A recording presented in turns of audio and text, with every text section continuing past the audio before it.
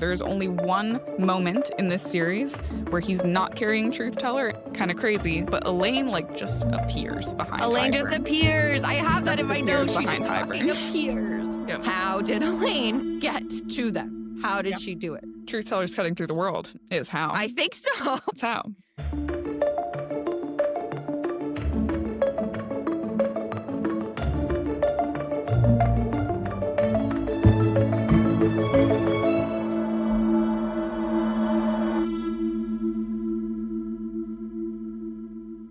Reason that I am so hot right now is because I decided yesterday that I was going to make soup today because it was cold yesterday. It is not cold today.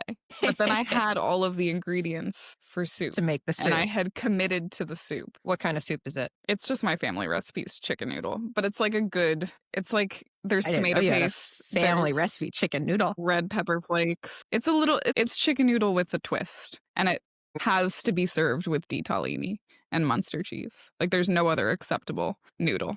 Sounds fucking delicious. It's delicious, honestly. It's really good. But it Oh takes my like 3 God. hours to make, as does all good soup. Well, I'm sorry. I'm happy that you made your family soup. That sounds lovely. I'm It is sorry that lovely. it's too hot for it today. I know. Yeah.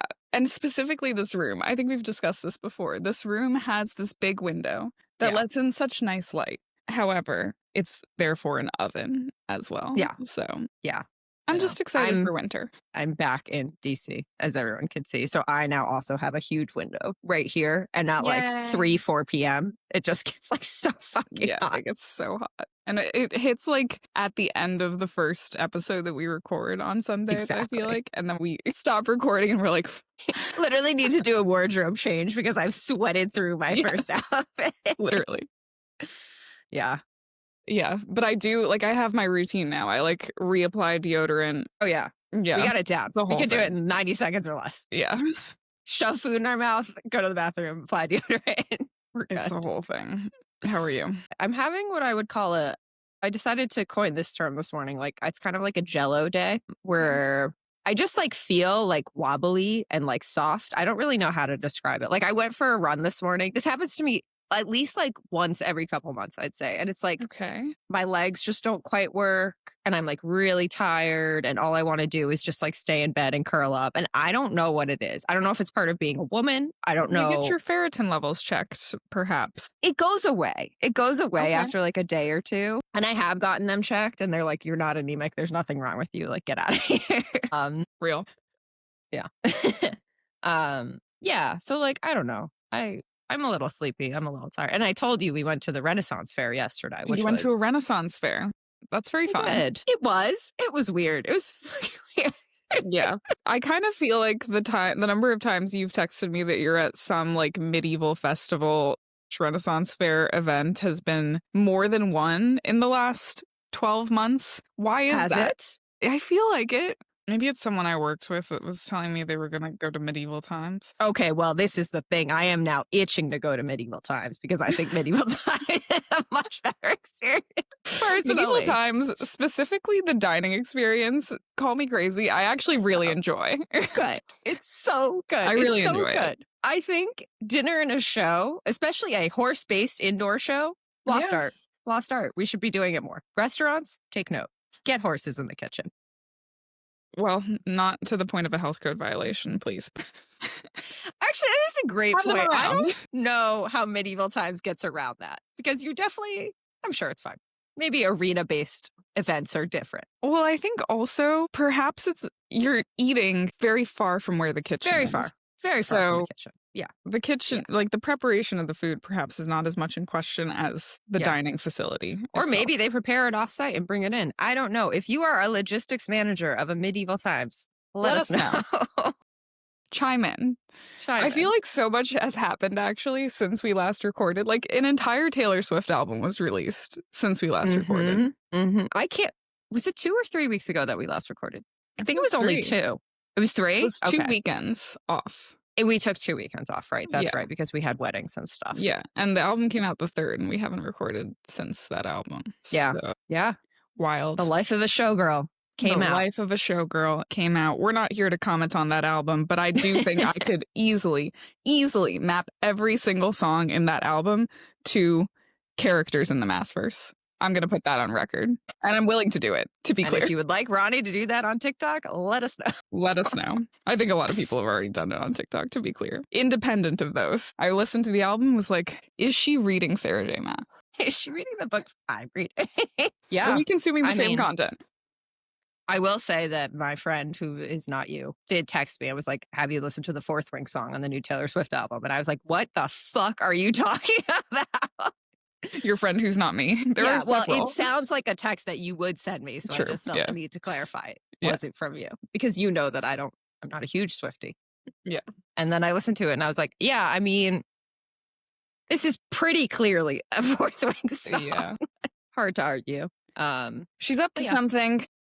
She's up to something. Aren't they all? I was going to tell you. So Derek and I drove back from New England. We're back in DC, obviously. So it was like a long car ride. And by the end of the car ride, we were going like pretty gloopy. And he was like, I know. Why don't we listen to both T-Pain and Akon, their top 5 songs each, and compare and see which artist we still like better to this day? Which one do you think won? Akon. Oh my God, it was T-Pain by a mile. Really? For both of us. Oh my God. Bartender is such a good song. And it has been stuck in my head for like 3 days. Yeah. They're bangers. Yeah. They're bangers. But T-Pain just, I mean, Akon is like smack that. I'm like, this song kind of sucks. I know. I feel like Akon was more like vibey club music. And outside of that setting, it doesn't really make any sense. But I feel like you, or maybe one of our other friends, was like a diehard Akon fan. Maybe I misremembered. You're thinking of a man in particular who was not me. Yeah. Yeah. We can make some good jokes about that one. But we won't. All right. Hi, everyone. All right. I'm Ronnie. I'm Abby.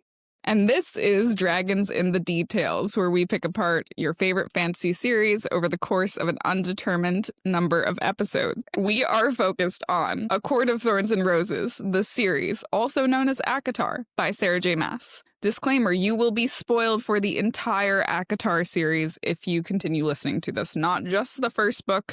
We cover all of them, all 5 published books so far in that series. We will announce any other Maasverse spoilers ahead of time, and we keep them to the end. So for the first, usually half of this podcast episode, we'll be focused on A Court of Thorns and Roses, the series only, and then we'll expand into the broader Maasverse, which includes Crescent City and Throne of Glass in the second half. Another disclaimer. This podcast is rated R. Don't listen to it with your children. I would not suggest allowing them to listen to this podcast. We curse and talk about other things that are not appropriate for children. Each week, we dive into a specific topic in depth, and this week, we're digging into our lovesick shadowsinger, Azriel. I'm excited for this one, but I'm not going to lie, my prep for this one, I still haven't narrowed down on a place, to be honest with you. I agree with you. I think this is going to be a fucking bear of an episode. So strap in, guys, because the notes are long. Is it going to be a bear, or is it going to be I just listened to this and still don't know what to think, because that's how I came out of my prep. But we'll see. At least we'll have thought-provoking content. We will certainly have thought-provoking content. I have, what was that quote? Like, I have an idea of a plan. Like, I have an idea of a plan. Concepts of a plan. I too have concepts of a plan. Yeah. Yeah. And it really comes through, I mean, spoiler, it's not really a spoiler, but like, you would never find this out anywhere other than here. Our next episode will be on more. And for me, the two of them together are interesting. We'll see. Fascinating. We shall see. We come with receipts. We have quotes to back up any theories so that you can follow along if you are skeptical. But you also don't have to. You can just totally just be here for vibes. All right, Abby, do we have any announcements? Deep Dive music, as always, brought to you by Schwoodley. That is SCHWOODLEY. So if you like our Deep Dive music, check them out on Spotify. Check them out. We have a website that is dragonsinthedetails.com. So I know we encourage you to email us. We still encourage you to email us, but there's also a message form on that website. So if you want to email us through the website, that is also now an avenue that is available to you. We get those emails as well. Other than that, we say this at the end of every episode, but we're trying to bring it up to the front of the episodes. You know, if you like us, rate, subscribe, comment, review, send us to your friends. We're a small podcast, but we are trying to grow. And I think that is it. I think that's it too. Cool. All right. First up, we always do corrections, omissions, social media shout outs. Abby, do you have any to share with the class? I do not for this section. Okay. I have an omission just because I do think I should have included it in our Elain episode, and then just a fun social media shout out. So we talked in our Elain episode about Elain being potentially dissatisfied as Fae and potentially drawn to the concept of being made back into a human. And folks rightfully called out, like, Elain is definitely making herself at home in the Night Court. She totally is. She's got BFFs, Nuala and Sarah Dwin. They're making bread. They're living their lives. Elain is very much known to kind of chameleon into whatever environment she needs to. Like, she even found happiness in their, like, hovel of a cottage. In their hovel, yeah. And I had mentioned a specific reference to her pretty late in the series, still kind of lusting after being a human, and I didn't bring the receipt for it, and so I'm bringing the receipt. And the receipt was Elain asking Amren about her body and how she got into her body. So the quote was, Elain asked, and once you were in this body, you couldn't change. Amren's eyes narrowed slightly. I straightened, glancing between them. Unusual, yes, for Elain to be so vocal, but she'd been improving. Most days she was lucid, perhaps quiet and prone to melancholy, but aware. Elain, to my surprise, held Amren's gaze. Amren said after a moment, are you asking out of curiosity for my past or for your own future? The question left me, I'm Feyre here, too stunned to even reprimand Amren. The others too. Elain's brow furrowed before I could leap in. What do you mean? There's no going back to being human, girl, Amren said, perhaps a tad gently. Amren, I warned. And Elain's face reddened further, her back straightening, but she didn't bolt. So this is in A Court of Frost and Starlight. It's not, it's not A Court of Silver Flames, which is our most recent book, but it's late enough that Elain has it's pretty clear Elain has started to make herself at home. She's starting to make eyes at Azriel. Like, she's pretty comfy, but she still has this, like, thought in the back of her mind. She totally could have written it off by the end of Silver Flames. I definitely acknowledge that, but I wanted to come with the receipt because I brought it up and I didn't have it. So that's one. That's the omission. The social media shout out was on a quote about Elain having seen Lucien's death. And I wanted to bring it up. It's from our friend Caro Guiza, to be clear. Caro Guiza. You're not our in real life friend, but you've commented on a few of these so far. So we're calling you our friend. This is not, for listeners, an actual friend of ours in the real world.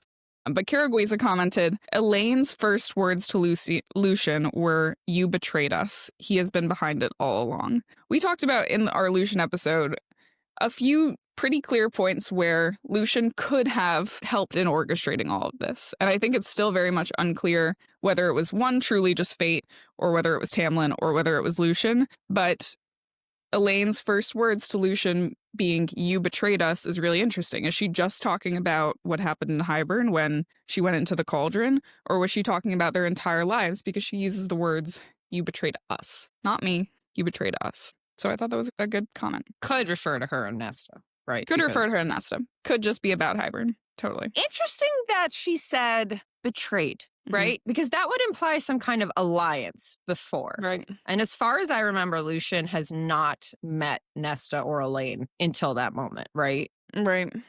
So I do think that's a very interesting choice of words. Because it's not, it's more like she's not saying you did this to us. She is, but she's putting more on it with the word betrayed, right? Yeah. I've never really thought about that before, but I think that's kind of cool.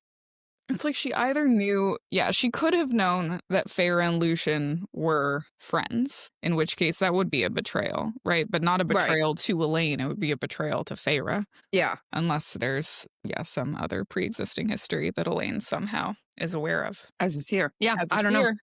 Yeah. Interesting. The seer who can see the past, seemingly. And the present, but maybe not the future. Maybe not the future. Jury's out. All right. Oh my God, speaking of, I got out of jury duty. Oh, nice. You did get out of jury duty. Yes, good. I got that. I woke up to that text yesterday morning. So nice. Oh, I know, listeners, you were, what? Wait, so you got out of it as in you didn't even have to go and not get selected? You just didn't even have to go? Didn't even have to go. They texted me and they said, you don't have to report for jury duty and your duty is fulfilled, which happens like all the time in DC, apparently. I know our listeners were waiting with bated breath to hear how jury duty would go. Now you know. I mean, I guess a lot, like, what does that even mean? Does it mean that the case was, like, dismissed or settled? No, I think they just pull in, like, way more people than they could possibly, like, screen, like, when they send these things out. Yeah. I don't know. This is a tangent. Okay. All right. Okay. I don't. Well, I have one little thing that I didn't really prep. but we can talk about it. And if we don't like it, we can cut it if that works for you. Or we can not talk about it. Okay, so we have both talked about your theory that Lucien is Jesminda's grandfather, which I still like, to be clear. Gwyn's grandfather. Sorry. Jesminda. We have talked about your theory that Lucien is Gwyn's grandfather. Yeah. We have a couple pieces of evidence for this. We know that there was an Autumn Court male involved. The word seduced is used multiple times. And then we see Gwyn glow, which we think is evidence of Helion's blood, right? So there seems to be like some breadcrumbs here, some trails of evidence. However, we had someone comment, I don't have their name, I'm sorry, about the grandfather aspect of it, because Gwyn, when she was describing her grandmother, said she was unwanted by both spring and autumn, right? Because she was a river nymph in spring, but she had seduced a high female from autumn. But we know that Jesminda was like a farmer in autumn. Yeah. So I don't know that it works for the grandfather, but I really think it does work for the father. And I know other people have put that out there too, because her father was just an Autumn Court high female, if I'm remembering correctly. Who participated in the Great Rite. Participated in the Great Rite. Yeah. At Sangrava, which you pointed out, he's definitely been to Sangrava. Right? Because he knows the carpets from Sangrava. So I think this theory still like 95% works. I just think the father theory is more likely than the grandfather at this point. Yeah, I agree. That would make sense. Okay. All right. We have a fun question to start off our episode. Abby, what do you think Azriel would suggest as a first date? I have two answers. Okay. I'm probably going to say one, I think, though. I said Azriel would suggest doing all my favorite things because his shadows would already know what they are and would have told him. So I think Azriel does his homework and would come prepared. Okay, that's I like my that. answer. Yeah. What's your answer? Cute. Yeah, that works because he just hangs out with Elain in the garden. Oh my God, he does. I said that he would fly you to a gorgeous rooftop and then you would just sit in silence for a few hours. Yeah. You could talk. Talking is optional, in my opinion. Talking is optional. With Azriel. I like those. I'd go on either one, to be clear. I'd go on either one. Yeah. All right. Shall we deep dive? Yes, we shall deep dive.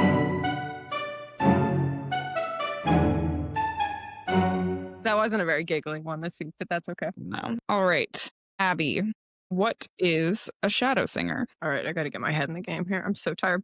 All right. So, my lovely people, we have a couple of quotes about what shadowsinging is, but not really concrete answers. It seems like even the Fae don't really know what shadowsinging is in this world. So we know they're rare. The quote we have for that is, like the day Madi said to me, shadowsingers are rare, coveted by courts and territories across the world for their stealth and predisposition to hear and feel things others can't. So there are other shadowsingers in this world. We haven't met them, but it seems like Az is not the only shadowsinger, right? It's kind of unclear if he was born with these shadows or if they kind of came to him at some point in his life. Oh, I thought you were raising your hand for a second. I was like, yes, do we have a question already? No. All right. So the quote for that is, in the centuries I'd known him, he'd said little about his life, those years in his father's keep, locked in darkness. Perhaps the shadowsinger gift had come to him then. Perhaps he taught himself the language of shadow and wind and stone. So I think that's really interesting, that part. And we'll talk about this more later. But the language of shadow and wind and stone, keep in mind that there's a lot of other things that we hear about talking to wind and stone as well. So that's just kind of an aside for now. His half-brothers hadn't been forthcoming either. I knew because I'd met them, asked them, and had shattered their legs when they'd spat on Azriel instead. So that's Mist and Fury, chapter 28. Even Rhys does not seem to know where this power came from. So the quote for that is, though the cobalt siphons were proof that his Illyrian heritage ran true, even the rich lore of that warrior people, my warrior people, did not have an explanation for where the Shadowsinger's gift came from. So Rhys doesn't know. The Illyrians don't know. It's just kind of like a mystery.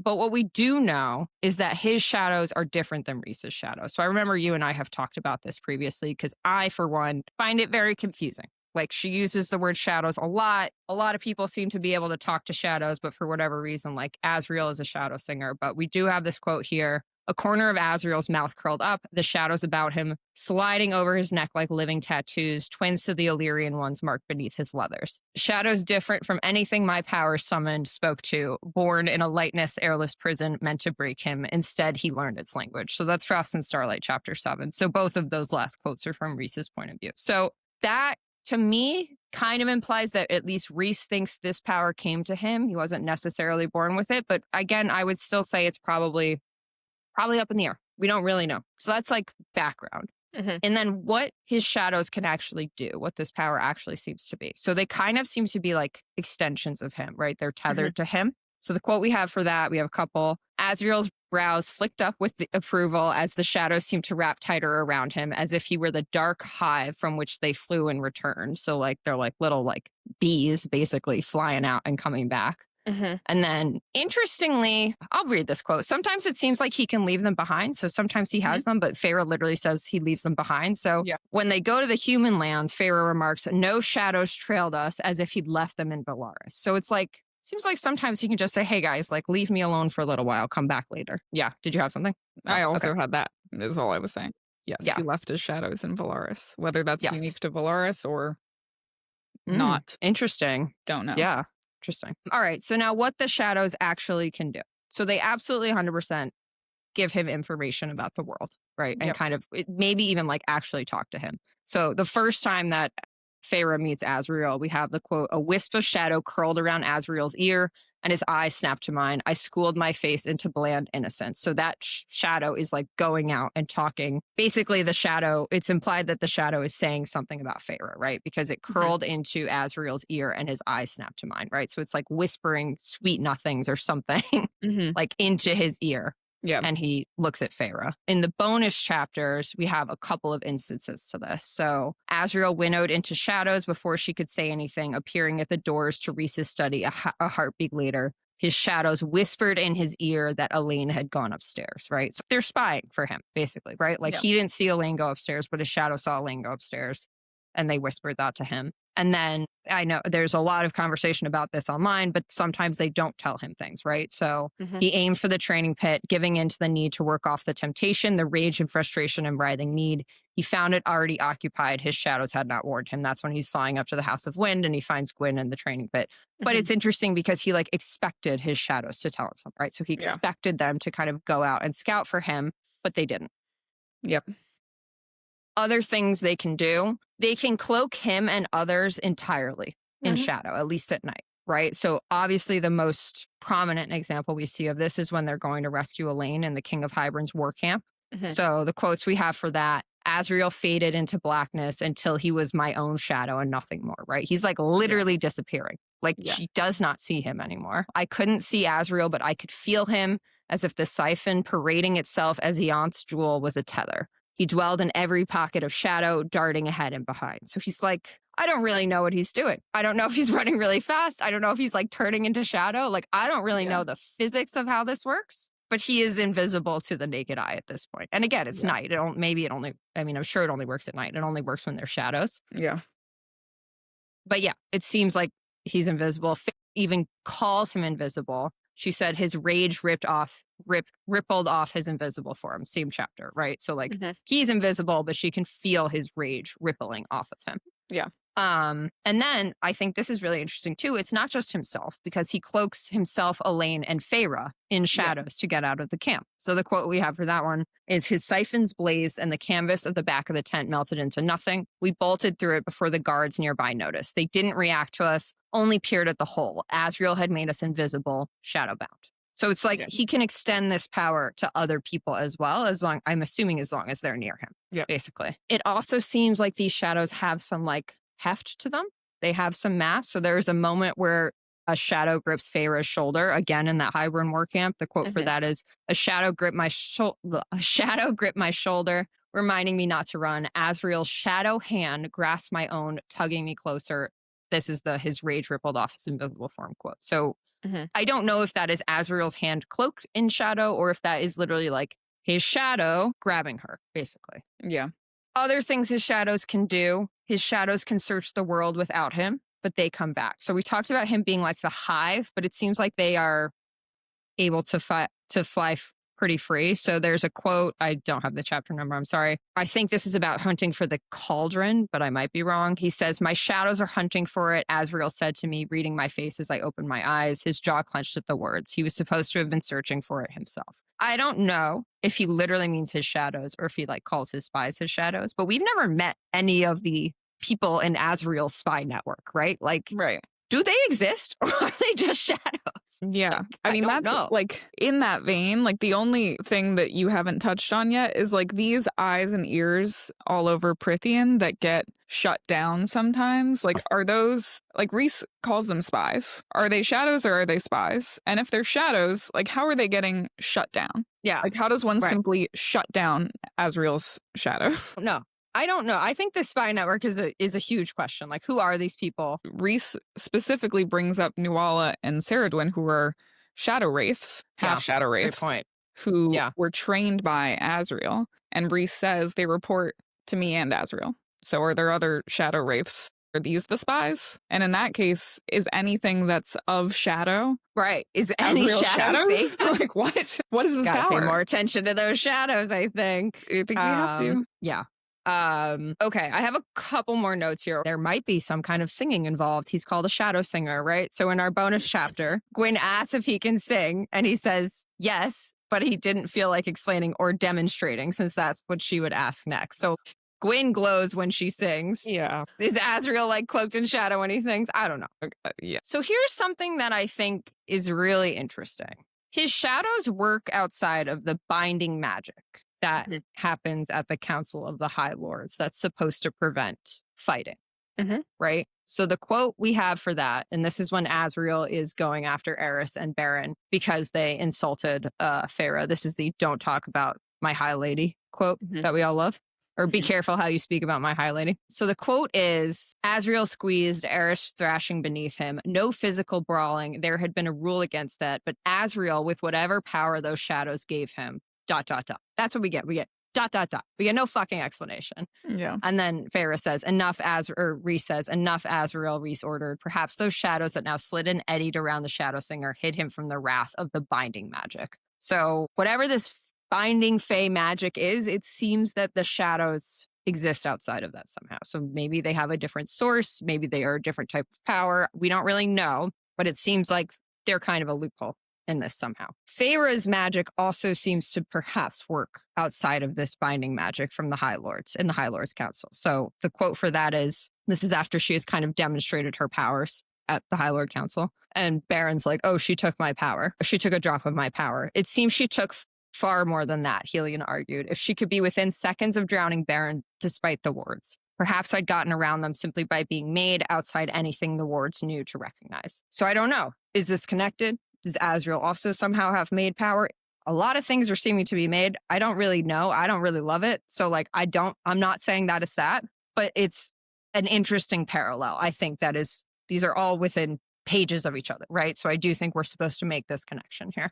I mean, yes, they could be made. They recoil from the Cauldron's power. It doesn't seem to be a like-to-like situation. No, but I agree.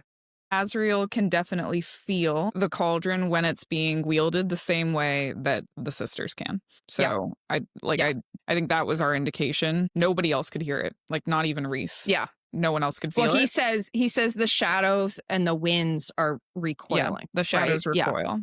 Yeah. So and not even Rhys can feel that. The shadows can. Yeah. No, but that's the point. That is the point, I think, right? Like it isn't this made power. But for some reason, it's also a loophole. So, like, what is that about? Yeah.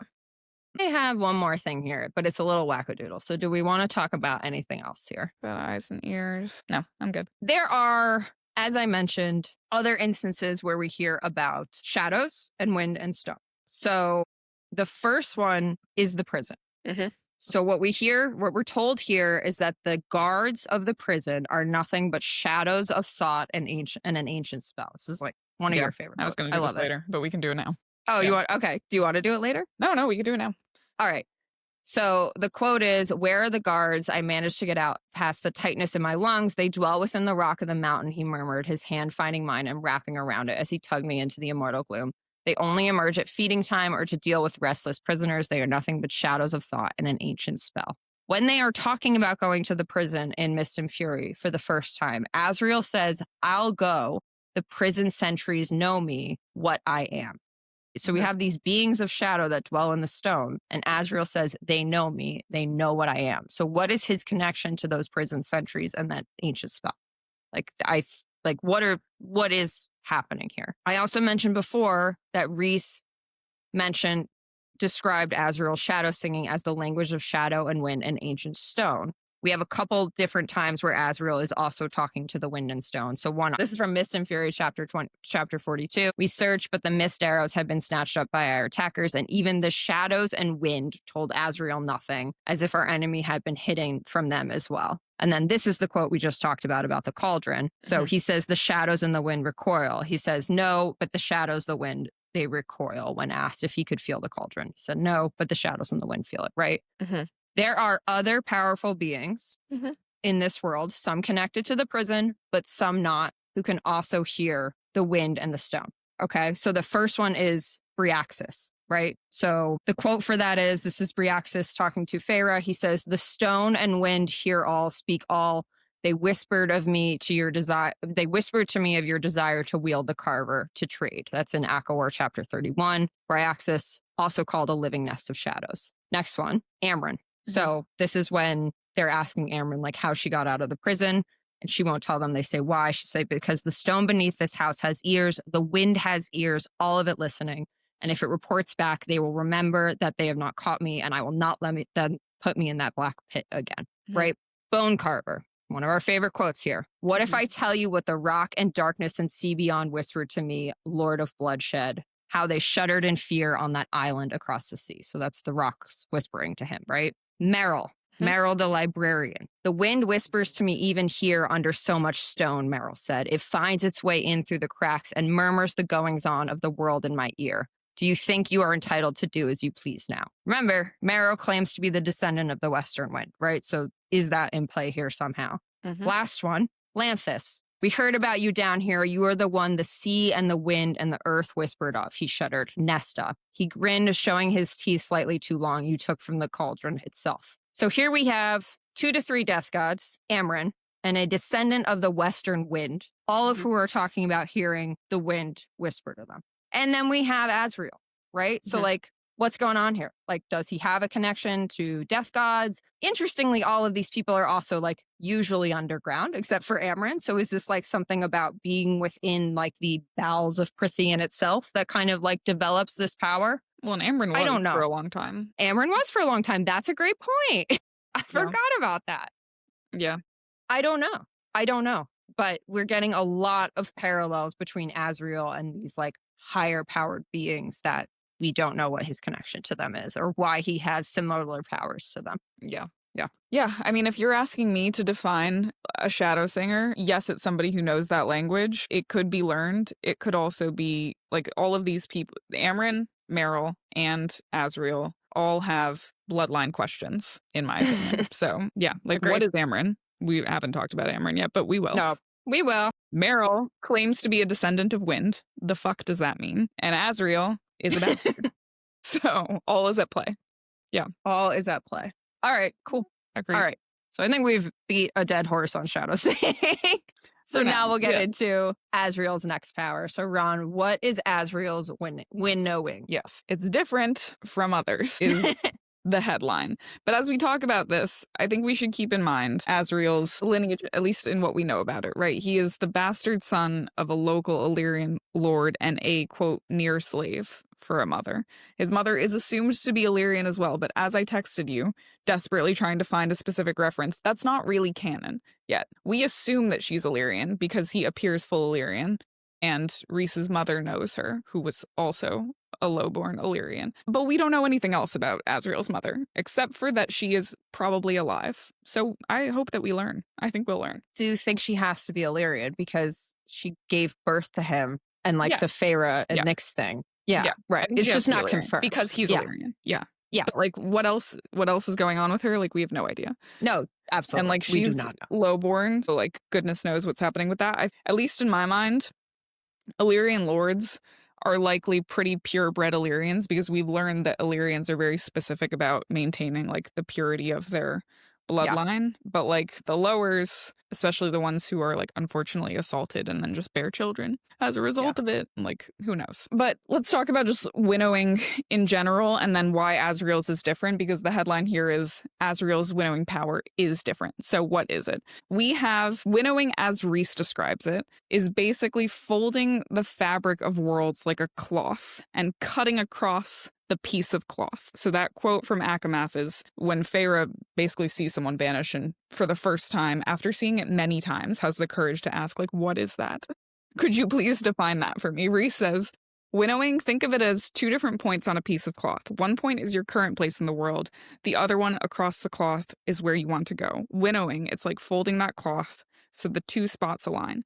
The magic does the folding, and all we do is take a step to get from one place to the other. Sometimes it's a long step, and you can feel the dark fabric of the world as you pass through it. A shorter step, let's say from one end of the room to the other, would barely register. It's a rare gift and a helpful one, though only the stronger Fae can do it. The more powerful you are, the farther you can jump between places in one go. That sensation is typically described, as Feyre experiences it secondhand and then eventually firsthand, as vanishing into a dark wind, moving through stars and blackness, at least when Rhys winnows, right? She describes it as feeling her own lightness, folding her very self into wind and shadow and dust. She also says when she's winnowing that she feels time slow and curl. Azriel typically lets Rhys winnow them far distances, so Feyre kind of assumes that he just lets Rhys do that because Rhys is way more powerful and it doesn't drain him as much, but he can also winnow, as we learn, right?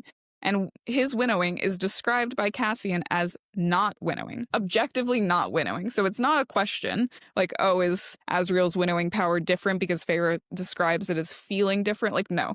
Cassian in chapter 3 of A Court of Frost and Starlight says the strange way that Az could move through the world without technically winnowing. He'd never asked, and Azriel had never explained. So when Azriel winnows, it's described as colder, sharper, and different.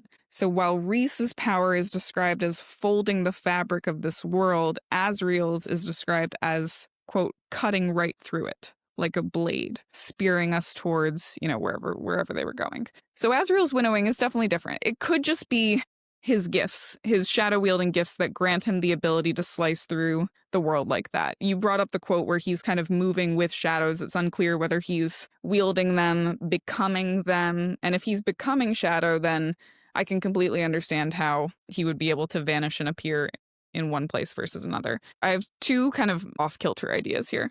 One, could it be related to the fact that he wields Truth Teller? It is described as cutting through the world like a blade, and he carries Truth Teller. There is only one moment in this series where he's not carrying Truth Teller, and it's when he's injured during the battle at Hybern. Truth Teller, just quick reminder, is a very unique runed obsidian dagger that he literally never lets go of, and Rhys says he's never let anybody use it, ever. Again, kind of crazy, side note, but Elain, just appears behind Elain Hybern. Just appears. I have that in my notes. She just fucking appears. So we know that runes in fantasy in general typically grant certain powers, so maybe he has something different about him with this dagger that allows him to wield this power and move through the world because he carries Truth Teller. I think that could be really interesting, especially because we're given the cuts like a blade reference, and he carries this blade. Anything to add to that? Well, that's what I literally have in my notes. Elain just fucking appears. She appears behind Hybern. I actually was like, can I plot out where Elain was at every moment in this episode or in this battle? So for refresher, Ronnie just mentioned it, but we are talking about the last battle in ACOTAR where they are facing off the King of Hybern, and Elain appears and kills the King of Hybern. So when we last, first of all, Elain, the quote is, Elain stepped out of a shadow behind him, right? Shadow. Stepped out of a shadow behind him and rammed Truth Teller to the hilt through the back of the king's neck. Rhys has moved Elain at this point in time to the farthest reaches of their camp. These are direct quotes. And there is battle raging in every direction, right? Yeah. Nesta and Cassian, to get to this ridge, they fly there. But Azriel's fighting, Rhys is fighting. There is no one to fly Elain to this ridge above the battle. Then that is specifically called out. We get two distinct callouts about where Azriel and Rhys are. So the quote is, we were losing badly. Seraphim and Illyrians were bloodied and being hauled out of the sky. Azriel had been forced to the ground, his wings dragging in the bloody mud as he fought sword to sword against the endless onslaught. I saw Rhysand in the thick of those breaking lines, blood splattered, fighting beautifully. I saw him assess the field ahead and transform. Both of those quotes are when from Feyre is traveling with the Cauldron and goes to see Nesta and Cassian fighting the King of Hybern, right? Cassian is with Nesta. Yep. How did Elain get to them? How did she do it? Truth tellers cutting through the world is how. I think so. I think so. That's how. Yeah. I don't know. Yeah. Yeah. So I think that's it. Regardless of what I'm about to say. Honestly, I think actually the two work together. So you heard it here first. Truth teller is how Azriel winnows. There is one more interesting tangent on this. Feyre describes winnowing in general, like traveling through the world, as making use of pockets or pocket realms. So when she's about to winnow for the first time, she's thinking, I couldn't fold myself into darkness and pockets, and if I could turn myself into smoke, into air and night and stars, I'd use it to appear right in front of him and smack that smile off his face. This is when she's about to first winnow. Rhys is also described to use pockets between realms for storage, and we learn that there's no air there when Feyre basically suggests that he go fuck off to one of these pocket realms. And he's like, I can't do that. There's no air. These pockets between realms are basically voids, right, between worlds, making it seem like they are almost world jumping, but always landing in the same world. As in particular, right, who is cutting through the world, like a blade. Rhys and Azriel, we know, are both very interested in life beyond their own world. And we learn this in A Court of Silver Flames, chapter 3, when Cassian is in Rhys's office and sees that he has this working model that Rhys built of their world that, quote, allowed Rhys to ponder the existence of life beyond their own world. And Cassian basically says, this is boring as fuck to me, but Azriel likes it. Like, Azriel in particular has always been fascinated by this. So is winnowing, world jumping, landing in the same world, and are they trying to understand, like, more about that, basically? Has this power that they possess inspired them to think more about, like, well, if I'm jumping to different places in my own world, and there might be other worlds, like, can I jump to others too? And we know, right, that Meryl was researching worlds beyond Prythian, specifically living on top of each other without even knowing it.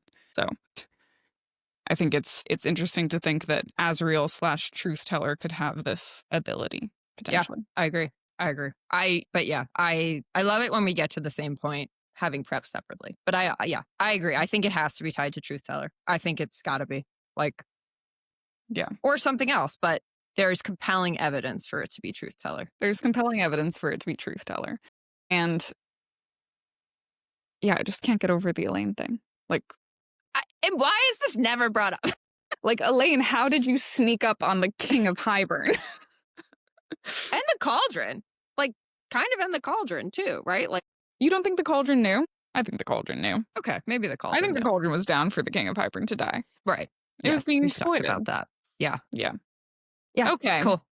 Anything That else was a fun on my one. question? Let me look. The only thing I'd add is you mentioned that Azriel lets Rhys winnow them when they're going far distances, but we also see as winnow, in quotes, all the way from Valeris, I believe, to the human lands. So, like, he can do it. Like, he can winnow very far. To the human lands. I believe he winnows too. He definitely does to Hybern's camp, but I thought Rhys winnowed them to the human lands and then Az flew. Maybe I'm wrong. Maybe I'm wrong because the quotes I have here did not paste correctly, so I don't have those quotes. So maybe I'm wrong. Oh, let's revisit. Yeah, I mean, I'm not matter. willing to trust Doesn't matter. Feyre's interpretations of why Azriel lets Rhys winnow them, to be clear. Yeah, I think it doesn't matter. But I do think it's probably an open truth teller. question. Like, if it is truth teller, what are the limits? Like, why does Rhys ever have to winnow Azriel? Yeah, I don't know. And can I just tell you to rant against the ACOTAR wiki once again? It's bad. It's like especially bad for these characters. Yeah. It literally said Azriel's winnowing is him moving through the shadows of the world. Like, I'm like, no, we've never been told that. That's literally never in the text. It's not described that way at all. Like, it's like his shadow singing ability gave him the winnowing ability. And I'm like, there's nothing in this book that ties these together. Like, it's actually cold, sharp, and cuts through the world like a blade. Why don't you put that in your wiki? Yeah. Anyway. All right. Cool. All right. No, that was a great question. Abby, why is Azriel able to remember the trove when Amren forgot it? All right. I would like to shout out a Tumblr that put me onto this line of thinking. The Tumblr is called Off to Rivendell, which I love. It. Love it. 10 out of So, 10. and I also pulled from some of their stuff for the next quote as well. I didn't directly lift it. I don't think it's the exact same theory, but they got the gears turning. So shout out to Off to Rivendell. All right. So Nesta points this out to us in A Court of Silver Flames. This is kind of a long quote, but stay with me. It's about the trove. It has been 10,000 years since anyone used the trove. I assumed it was all at the bottom of an ocean. Made objects tend to not wish to be found by just anyone, Amren cautioned. That they have faded from memory, that even I didn't think of them immediately in the fight against Hybern, suggests that perhaps they willed it that way, wanted to stay hidden. True things of power have such gifts. So we're being told that the trove wants to stay hidden. Or Sarah J. Maas decided, hey, I want to write a trove, and I haven't mentioned it until now, so I need a reason for that. But, we forgive her. All right. Part 2 of this quote. You say that as if the objects have a sentience, Cassian said. They do, Amren said, storms drifting across her eyes. They were made in a time when wild magic still roamed the earth, and the Fae were not masters of all. Made objects back then tended to gain their own self-awareness and desires. It was not a good thing. Amren's face clouded with memory, and a chill whispered over Nesta's spine. Nesta stiffened. If they're all enchanting you to forget, how is it that Azriel was able to remember and bear the information here? So Nesta specifically calls this out for us, right? Like, hey, if even Amren forgot about it, how is it that Azriel was able to remember it? Amren gives us an answer. I think it's kind of weak. I don't like it. So the answer is, perhaps once you learn of it, recognize it, the spell is broken, Amren said. Or perhaps the Dread Trove wants us to know of it now for some dark reason of its own. Yeah, okay, that could be it. Let's explore other options, because those are more fun. Lame. All right, Azriel, there's also a quote. I don't have the page number, I'm sorry, but there is a quote in Silver Flames where Azriel seems to know more about the Dread Trove than other people. So the quote is, Azriel stiffened. This is when they're suggesting that they use Elain to scry for the trove. Azriel stiffened, an outright sign of temper, outright a sign of temper for him, as he said quietly, there is an innate darkness to the Dread Trove that Elain should not be exposed to. Right. So that implies to me some like insider knowledge here, right? There is an innate darkness to the Dread Trove. Maybe it's not. Maybe everyone knows, but he's like pointing it out like, hey, we don't want Elain anywhere near this thing, right? I want to talk about the similarities between Azriel and Koschei, our big baddie boy, Koschei. So first thing we talked about in the shadowsinging that Azriel can like talk to the wind, right? Koschei can also talk to the wind. We have a couple quotes there. So what Vassa suspected is true.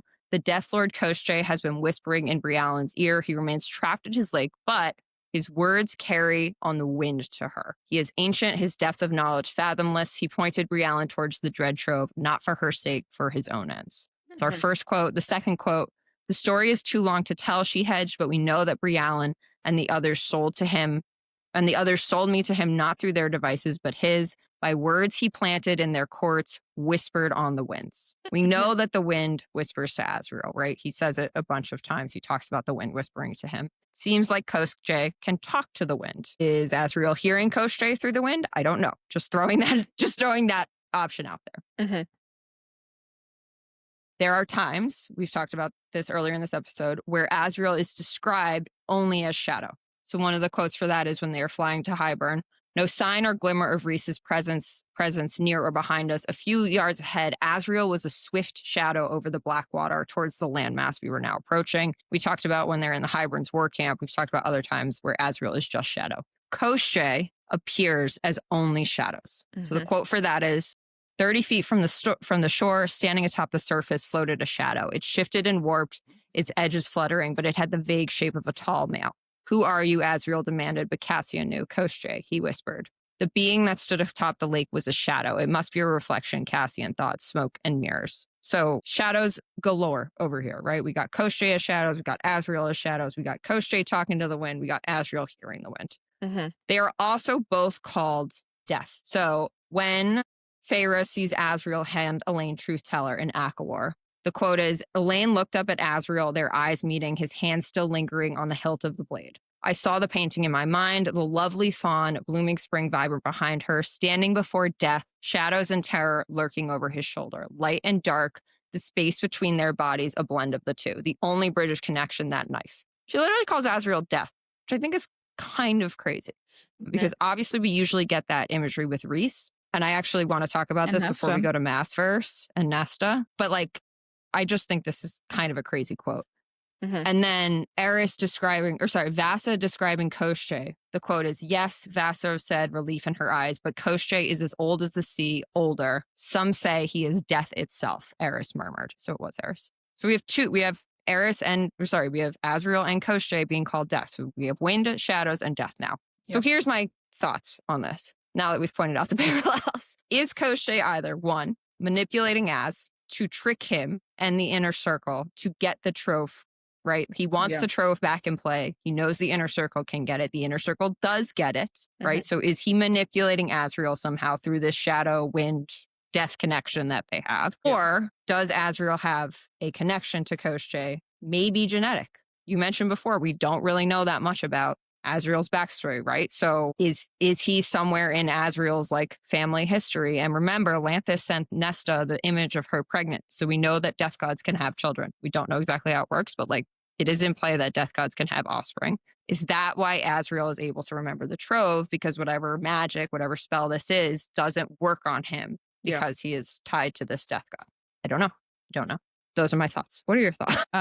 I also went the Koschei route. Like, this fucking great episode. I mean, who's looking for the trove in this series? It's Koschei. It's Koschei. I don't feel like I have anything else to add. Yeah. It's Koschei. It's Koschei. It's Koschei. It's Truth Teller. It's Koschei. Yeah. Okay, cool. I don't think so. Okay, well, we talked about in our Elain episode the potential for the Cauldron to be able to manipulate Elain. I think manipulation is at play here. Yeah, across I agree. all characters, arguably. I agree. Except for maybe Rhys and maybe more. And I think these two things that I have put here can both be true. I think he can both be a Koschei relative and Koschei is manipulating him. Totally. I think both of those things work. Yeah. Honestly, the first time I read the Koschei chapter when Koschei shows up, I thought he was saying, I don't have the exact quote, but he's like, oh, you're leaving so soon. I've been preparing for you for so many months. It seems like he's saying it to Azriel, but then because of the following events, we think he's saying it to Cassian. But I think it's a little up in the air. Obviously, he lets Azriel go, right? And he lets Eris go. He like lets Azriel fly away and he keeps Cassian. But I do think there's a little bit of like perhaps trickery there with Sarah. Cool. All right. Great. Cool. We are great episode. In All sync. Right. In sync this episode. Ronnie, why is Az so unlucky in love and so blind about more when he is a spy? Yeah. Poor Az. Az has been dealt a tough hand. I know. It is heavily alluded to that Azriel is obsessed with Mor through the first 2, maybe 3 books, and directly mentioned by Rhys that he has been pining after her for the last 500 years. Azriel, as heavily elaborated on in the prior questions in this episode, is also a very skilled shadowsinger and spy. So how could he not possibly have gathered at this point that that is never going to happen? Either by just knowing that Mor will never feel that way for him, or 2, by knowing where Mor is. I actually didn't prep anything related to this, but what you said in the beginning when you were talking about shadowsinging and how the shadows choose not to tell him certain things, like Gwyn being in the ring, are the shadows choosing not to tell him about Mor for some reason? I prepped nothing related to this. I have a whole answer, to be clear. Okay. I prepped almost exclusively about this. So you do your answer and then we'll talk about it. Fine. All right. So how could he possibly not know that Mor is not into him and into primarily women, at least emotionally? His bad luck seems to continue when he is pretty recklessly attracted to Elain, kind of mate style, who already has another male that is suggested to be her mate. As an aside, I've really come to hate this entire plot line, and I just think it massively objectifies Elain. Like, I'm kind of over like this entire what's going on with Azriel and Elain, but I will continue to talk about it, to be clear. But I just hate talking about it. I hate it. All right, so we've got a few questions to answer here. 1, why did Az bother to continue pursuing Mor? Is he genuinely just completely blind, or is he aware and is just so lovesick that he cannot stop?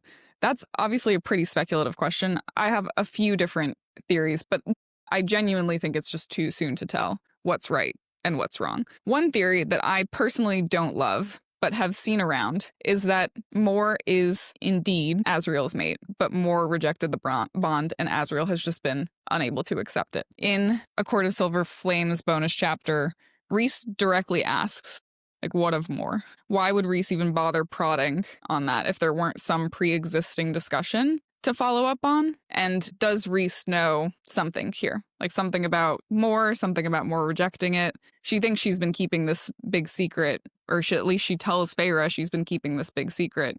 But like, why would Rhys even ask? There's also all sorts of little Easter eggs across the series, right, where only Mor is able to convince Azriel of something, or Mor stares at it like a spot on the ground, like long after Azriel is gone, or Azriel's about to go to Hybern's camp and Mor is like literally beside herself with worry. And like, why would she withhold information for so long from him, if not like genuine love and care for him? Like, could they have been mates, but she's just not sexually that way? And that was it. I don't love it, but I acknowledge that enough is there. Another theory, similar to what we've discussed previously, is that Azriel is being continuously distracted by women to keep him from wherever he's supposed to be. And maybe Elain is where he's supposed to be, because that very much is currently presented as the incorrect path. And I think it would probably make sense now to acknowledge a very popular theory that we keep getting asked to talk about, which we will discuss more in our Rhys episode, that Rhys is actually manipulating everyone around him. I will say that if we agree that this series in its entirety could feasibly just be flipped entirely on its head, and that this was all Sarah J. Maas setting us up to sympathize with the big bad villain, it would be the craziest thing she's ever done. It would be the craziest thing she's ever done. Like, it just would be. Like, even in other series she's written where there's been plot twists, it has not been of this magnitude. But I just want to acknowledge the theory itself and the reasons that it could work. He made, if this is true, right? If this is true and Rhys has this ability, then he made Nesta mates with Cassian, which is getting her immense power on his side and ensuring that she is allied with the Night Court and the Illyrians in particular. He also would have made then Lucien, Elain's mate, and to your point, ensuring that Feyre would always be protected in the Spring Court, and just ensuring that there's like good political ties in general, potential allyship with two courts, Autumn and Day. He could also be trying to ensure Azriel's loyalty by making him fall madly in love with his cousin. Mm-hmm. That's also an option, ensuring that Azriel does not attempt to overthrow him in any way, and when he meets Elain, that all starts to kind of fall apart, and maybe she's meant to be his true mate. Magic-wise and mate-wise, I think this could work. I personally believe that it is unlikely because, you know, character-wise, it just doesn't, I don't think it makes any sense. I think it can make sense if someone else is doing it. I totally think it can make sense if someone else is doing it. We have so much of Rhys's POV. We get a lot of goodwill point of view from Rhys specifically. And I know that there's a lot of listeners, or really just like fans of the series in general out there, who think that we aren't reading this series with an open mind if we don't consider the possibility of Rhys being kind of a villain in this story or manipulating others around them. And I am looking at it with an open mind. Like, there is great reasons that he could do this, but what are the reasons that were given his point of view? There is certainly much more compelling evidence that Rhys is good rather than that Rhys is bad. But if you are that type of listener, and if you think that we are not doing a good job, I encourage you to read the Maasverse and then listen to our Rhys's Family Deep Dive. And that's all I'm going to say about that. Yeah. Like, we have thoughts. We don't think he's perfect. There's only so much you could talk about within ACOTAR, though, unfortunately. So I just don't really see it happening, but I acknowledge the literary legitimacy of it. I like better the possibility that someone else is doing it, not Rhys. We've got so much at play. We've got a Cauldron, we've got a dread trove that can control people. We've got a lot of stuff here that could be messing with Azriel and mating bonds and all that stuff. My last kind of fun theory here, and one that makes me very sad, is that Azriel's mate is dead. And the reason that I think that might be true is in A Court of Silver Flames, when Nesta is stuck in the blood rite, Azriel tells Cassian that he would know if Nesta were dead. Why would Azriel know that you would know if your mate was dead? Could Azriel know that because he himself had experienced a mate death once? Could it have been Rhys's sister? Maybe. I don't know. Yeah, I mean, I think just to beat this dead horse, even though we think that at least even though that I think that the Lucien and Elain mating bond is sketchy and maybe isn't what we believe it to be, that does not necessarily mean I think that Elain and Azriel are mates, right? Like, they're just clearly into each other, right? They're like, clearly into each other. Right. And no one has been this into somebody else when they have a mate right in front of them. Right. On Elaine's side, that is. Right. So I think you're right. Elain and Azriel, not necessarily mates. That doesn't mean I don't think they might not end up together just because they're not mates. Right. Like, yeah. Cool. Okay, let's talk about the shadows not telling the shadows. I think All right. That's way more interesting. Okay. So a couple things background here. So Moore tells us Azriel has had no shortage of lovers. So the quote for that is, Azriel's got no shortage of lovers, though don't worry. He's better at keeping them secret than we are, but he has them. And that's in Mist and Fury. And again, it's present tense. He's got no shortage of lovers, not he has had no shortage of lovers, right? So current tense. Moore also says Azriel doesn't think he's good enough for anyone. So this is kind of that psychological play, right? Where like he doesn't think he's good enough for Moore. We get the impression he doesn't think he's good enough for Elain, perhaps. Like Elain is kind of like the ultimate unattainable woman for him, right? So like maybe that's in play. That's kind of the psychological, like, oh, I want her because I know I could never have her. So the quote for that is, the issue actually wouldn't be me, it'd be him. I could peel off my clothes right in front of him and he wouldn't move an inch. He might have defied and proved those Illyrian pricks wrong at every turn, but it won't matter if Rhys makes him Prince of Eris. He'll still see himself as a bastard-born nobody and not good enough for anyone, especially me. Pretty sad for our boy Az, that he feels that way about himself, or that Moore thinks he feels that way about himself. All right, so I broke this down.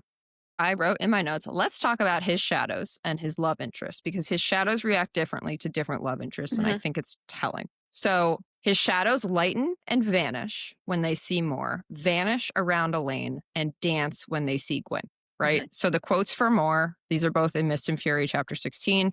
It was almost enough to distract me from noticing Azriel as those shadows lightened and his gaze slid over Moore's body. The next one, the lurking shadows vanished entirely as Azriel's head dipped a bit, his night dark hair sliding over his handsome face as if to shield him from that mercilessly beautiful grin. So we've got his shadows lightening, and then vanishing around Moore. Yeah. Elain, we've read this quote, but in case this is your first episode, you'll hear it again. Elain sucked in a soft breath that whispered over his skin. Sorry, this is from the Silver Flames bonus chapter that Ronnie mentioned before. Elain sucked in a soft breath that whispered over his skin. His shadows skittered back at the sound. They'd always been prone to vanish when she was around. And then in ACOTAR, we have Azriel arrive first. No shadows to be seen. My sister, a pale golden mass in his arms. He too wore his Illyrian armor, Elain's golden brown hair snagging in some of the black scales across his chest and shoulders. So he's flying Elain somewhere. His shadows are nowhere to be seen. I can help her, said Azriel, stepping to the table as Elain silently rose. No shadows at his ear, no darkness ringing his fingers as he extended a hand. So we have these two women that he is very, I don't know if I would say in love with, but that he definitely is interested in, has crushes on, and his shadows are vanishing.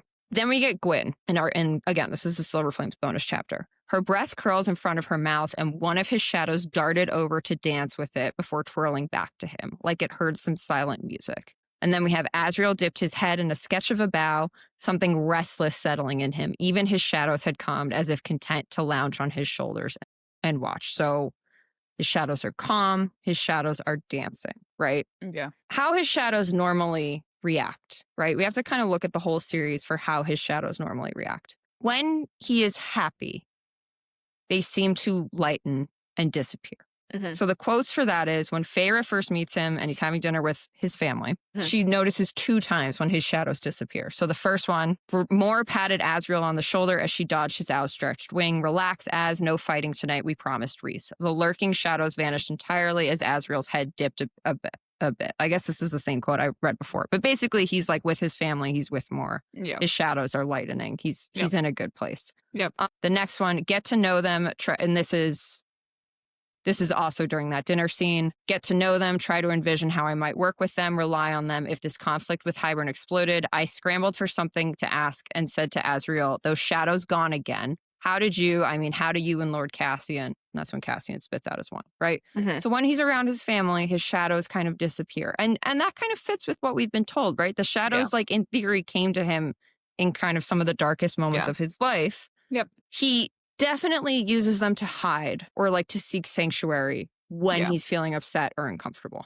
Yep. Right? So when Cassian and Az are waiting for Rhys and Feyre to come back from the prison in Akamath, the quote is, Cassian gave him a vulgar gesture from where he lounged on the couch before the hearth and arms slung over the back behind Moore. Blah, blah, blah. Azriel lingered by the window, comfortably ensconced in shadows, a light flurry of snow dusting the lawn and street behind him. So they're all waiting for Rhys and Feyre to come back, like anxious as fuck, not sure what's going to happen. And Azriel is cloaked in shadows. When Moore and Rhys are fighting about allying with Kier against Hybern, the quote is, too far, this was pushing them both too far. I tried to catch Cassian's gaze, but he was monitoring them closely, his golden brown skin unnaturally pale. Azriel's shadows gathered close, half veiling him from view. So when he's in like an uncomfortable situation, the shadows come out. And when he's relaxed and happy, they disappear. And then there's a quote from Koschei when he's actually facing off against danger. They stay back, but they don't retreat, right? So it's not like they're scared.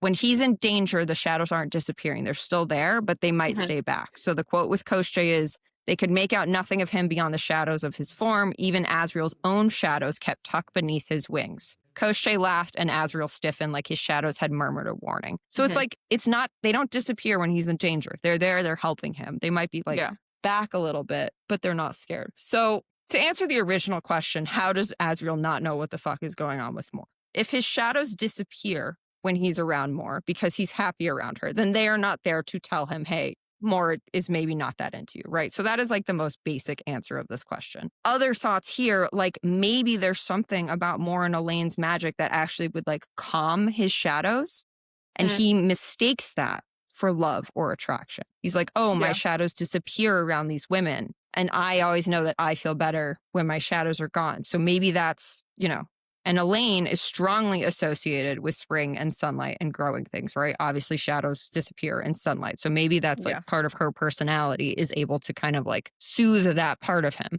Yeah. However, Moore is not strongly associated with sunlight at all, right? So like, I don't know what kind of the parallel between those would be, but I don't know. I mean, we've talked about this before. I don't know how this is all going to play out. We have shadows disappearing with Moore and Elain, and maybe that's a sign that Elain is not a good match because we know Moore's a good match, and then we have them dancing and being relaxed around Gwyn. So I don't know how this is all going to play out, but I think always pay attention to how Azriel shadows react around different people. I think that's a big clue. Yeah.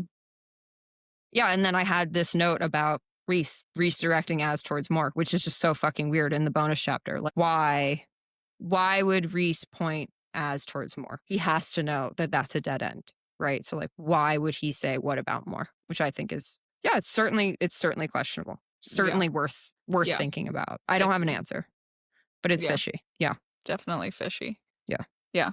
I think we would be overcomplicating, I think, if we were trying to, if we were to argue that Azriel were not like definitely attracted to Moore for a time, definitely attracted to Elain currently. Oh, yeah. Right? Like that is 100% true. I thought you were going to go in the direction of his shadows. So it's interesting, right? His shadows coming out and shielding him and being present when he's in danger and present when he's upset, but not present when he's happy. Like, do we necessarily know that Azriel and Azriel's shadows are always aligned? Or I think do the they're shadows definitely have a mind of their own? And if they have a mind of their own, are they intentionally not, or if they have a mind of their own or a mind of somebody else's, are they intentionally not reporting on Moore?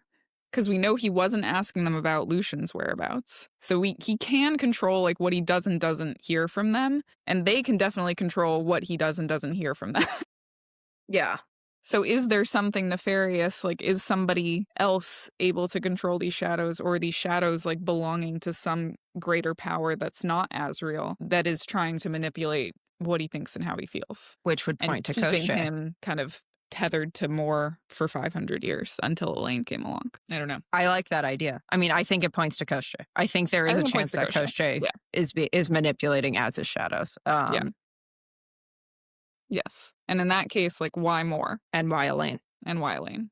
Yeah. Yeah. Okay. I don't know. Don't know. We thought about it. The answer is we thought about it a lot and we still don't know. I do. And that's okay. I would just hate if Azriel's mate was dead. I don't think, but why would he know? That you would know if your mate died. I would be okay, potentially, with a world where Azriel's mate was Rhys's sister. I would potentially be okay with that. I don't know why. It's tight story writing. That's why. Yeah. But yeah, kind of any other outcome like that, it would not be good. And it would be a secret, right? Like obviously Rhys doesn't know that. Yeah.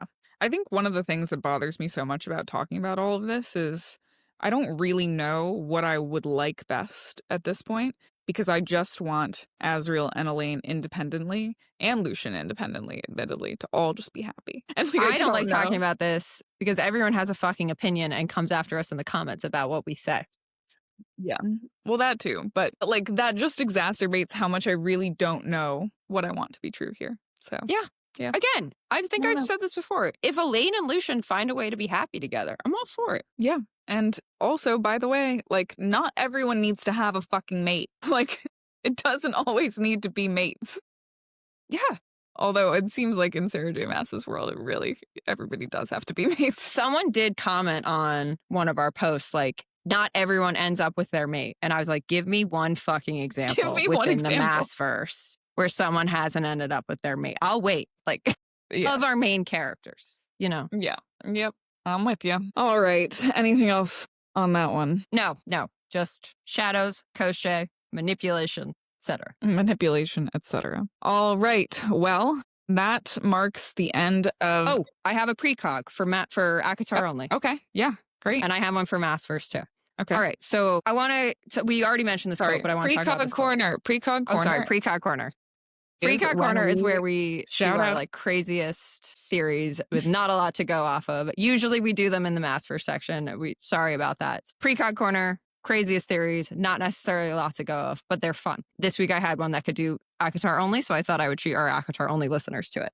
All right, so this quote, we talked about it before, but I'm going to read it again. When Azriel is giving Elain truth teller, Elain looked up at Azriel, their eyes meeting, his hands still lingering on the hilt of the blade. I saw the painting in my mind, the lovely fawn, blooming spring vibrant behind her, standing before death, shadows, and terrors, lurking over his shoulder. Light and dark, the space between their bodies, a blend of the two, the only bridge of connection, that knife. So we are specifically Sarah is specifically calling our attention to this moment and emphasizing Elain's light and Azriel's darkness and the knife. I want to talk about Hades and Persephone, which I know people love to talk about with Feyre and Rhys, but holy fuck if this doesn't read like Hades and Persephone, right? Definitely more so than Feyre and Rhys, in my opinion. Like, yes. So for refreshers, and by the way, Discord listeners, I hope you're happy. This is going to be mythology heavy 2 episodes, I think. We are doing some mythology. So Hades, in Greek mythology, god of the underworld who rules over the dead. Persephone, goddess of the flower, quintessential good girl, beautiful and full of life. The myth is, and this is a super duper cliff note, so apologies if I get anything wrong, but basically Hades captures her and she becomes his wife and queen of the underworld. Her mother, Demeter, who is goddess of the harvest, becomes extremely distraught and crops stop growing. Zeus, realizing this is a big fucking problem, orders Hades to return Persephone to her mother. However, Persephone has already eaten a pomegranate seed from the underworld, so she is bound to spend a portion of each year there. Obviously, this is very reminiscent of Rhys and Feyre's bargain. However, stay with me with Azriel and Elain here. She has to return to the underworld for 3 months each year, and that is when winter happens because Demeter is sad and missing her daughter. This reminds me so much of Elain, Azriel, and Rhys, with Rhys playing the role of Zeus, right? So, also, side note, these stories were told as part of, Eleusinian mysteries, which kind of sounds like Elain, right? So, I think the important part to note here is that Hades gets Persephone, but not 100%. He doesn't get her for the full year, right? Yeah. Does this mean Precog corner? This is just crazy. This is just speculation, right? Yeah. Does this mean that somehow Elain and Azriel will end up together, but not full time? Not full time. And I want to bring in another, or maybe this is like the story we're getting set up for. I want to bring in another mythology here. Koschei. Koschei is a death god. Koschei the death god is a real figure in Slavic mythology. We will do a full episode on Koschei. So this is just a little teaser. However, from the Wikipedia page on Koschei, usually Koschei takes the role of a malevolent rival figure who competes for or entraps a male hero's love interest. So is the book 6 plot going to be Elain captures Koschei? Or sorry, Koschei captures Elain. Koschei captures Elain. And Azriel has to free her. I'm sure Lucien will be involved too somehow. But is that what happens? Or is Elain going to somehow fall in love with Koschei? Can Koschei somehow disguise himself? I don't know. But I think it's interesting that we have that he is usually a love rival, you know? Yeah. Typically. Well, Koschei's whole bit so far in this series is you are cursed by day, free by night, or vice versa, right? So like she could, in theory, bind herself to Koschei somehow and still be with Azriel part-time. Effectively, right? Part-time lover. But still kind of bound to Koschei. That is the Vassa situation when she's actually being held at the lake. Like she's a firebird by day and then a woman by night. A woman by night. When does she sleep? Poor girl. Yeah. Yeah. Probably as a bird so, if I were her. Yeah. All right. So that was kind of Precog corner, kind of wackadoodle out there. But I just, the Hades Persephone imagery there just felt so strong. I was like, I think we have to talk about it. So yeah, I like it. Yeah. Cool. I like it. All right. We are now going into Maasverse. So if you have not read Crescent City, all 3 books that are published, and Throne of Glass, all 8 books. Okay. 8 books that are published on Throne of Glass, you must leave. Well, you don't need to leave, but you will be spoiled from here on out. We are now going to cover spoilers for all of Sarah J. Maas's published books. So this is your final call. Love you, bye. Love you, bye. Get out or forever hold your peace. Okay. Tune in next week for more. All right. Maasverse time. Do you have any Maasverse COSMs? I do. All right. So the first one was a hilarious message that I just needed to share with you, but it is a Maasverse message, so I couldn't read it until now. I got this as a DM from Cody B. Shout out to Cody B. Hi, gals. Just wanted to let you know that I just finished Crescent City Book 1. Chugging along as best I can, and like Abby, I too just want Hunt and Bryce to fuck. Turned to the acknowledgements and was flabbergasted, devastated, let down to say the least. Anywho, on to book 2 with high hopes. Also just wanted to say that I love you. I love you. Something. I love your podcast. I think it's what this says. Your behemoth episodes keep my day fun and interesting as I'm in the car all day, and I love a good 2-hour distraction. Keep it up, girls. Love your work. So. Aww. Thanks, I just Cody thought that B. was a fun message, and I share your fucking frustrations, Cody. Abby can relate. I was devastated, flabbergasted, dumbfounded as well after Crescent City 1. All right. And then I will say, just read the beginning of House of Sky and Breath, and they were talking about their whole pact to not fuck for whatever period of time. And I was like, you are full adults. You could just decide not to do that, and it would be completely fine. What is wrong with you? I cannot tell you how much that pissed me off. It's so clickbaity. It's so like, oh, I need to keep you fucking interested, so they're not going to fuck yet. I was like, Sarah, have some confidence in yourself. This book is good. Like, so annoying. All right, second one. This is from My Sherry Amore. In response to your theory that Nesta forged the Archesian amulet. Yeah. I am paraphrasing. We've talked about this before, but I never made this connection. When Feyre visits the bone carver, the 3 circles. He's drawing 3 circles in the dirt, right? Yeah. So is this related to the Archeron sisters and the amulet? I don't know, but I love it. Great looks, My Sherry Amore. Yeah. Yeah. I love it. And I love also the idea, I don't know whether this could hold, but like those 3 circles, there are also 3 sisters, and I think they're all, what's the opposite of concentric? They're intersecting circles, so they have like a center. I think it would be so poetic if the resolution to this series had something to do with the uniting of all 3 sisters. And could they have forged that Archesian amulet? We also have 3 series that need to merge. Oh, and that all intersect. Yeah, true. Yes. Yeah. I mean, we also have 3 death gods, right? We have Bone and Carver. 3 worlds. Yeah. Yeah. Lots of 3s. Lots of 7s. Lots of 3s. Yep. Love it. Love it. God, you could just feel the energy go up in the Maasverse section. I don't know. We're just having a good time. It's good. Okay, any other Maasverse COSMs? No, that's it for this one. We did get to this in the last one, but I had an omission related to, again, our Elain episode where we talked about how Azriel's shadows reacted to Elain. They fled. We didn't know whether that was good or bad. I feel like we kind of got there, but I do think it's worth pointing out, and this is a little bit of a spoiler for like future answers, but I think it's important. Like, there are other shadow wielders in this series. Rune's shadow magic seeks to veil him. There are direct quotes that his shadow magic is seeking to veil him, shielding him from sight, shielding him from bad shit, basically, is when the shadows come out. So the shadows fleeing, to me, is pretty unequivocally a good thing at this point, regardless of the types of shadows that you're wielding. And like the parallels between Azriel and Rune, and we will get into this later, right? But like, holy shit. Yeah. I mean, anyway, I actually had a thought. Maybe we'll do this now that I'm saying it and speaking it into the universe, but I had an idea for the section where I was going to read you quotes and you were going to guess whether they were about Rune or Azriel. Because literally, they're always wreathed in shadows, is the summary. Okay.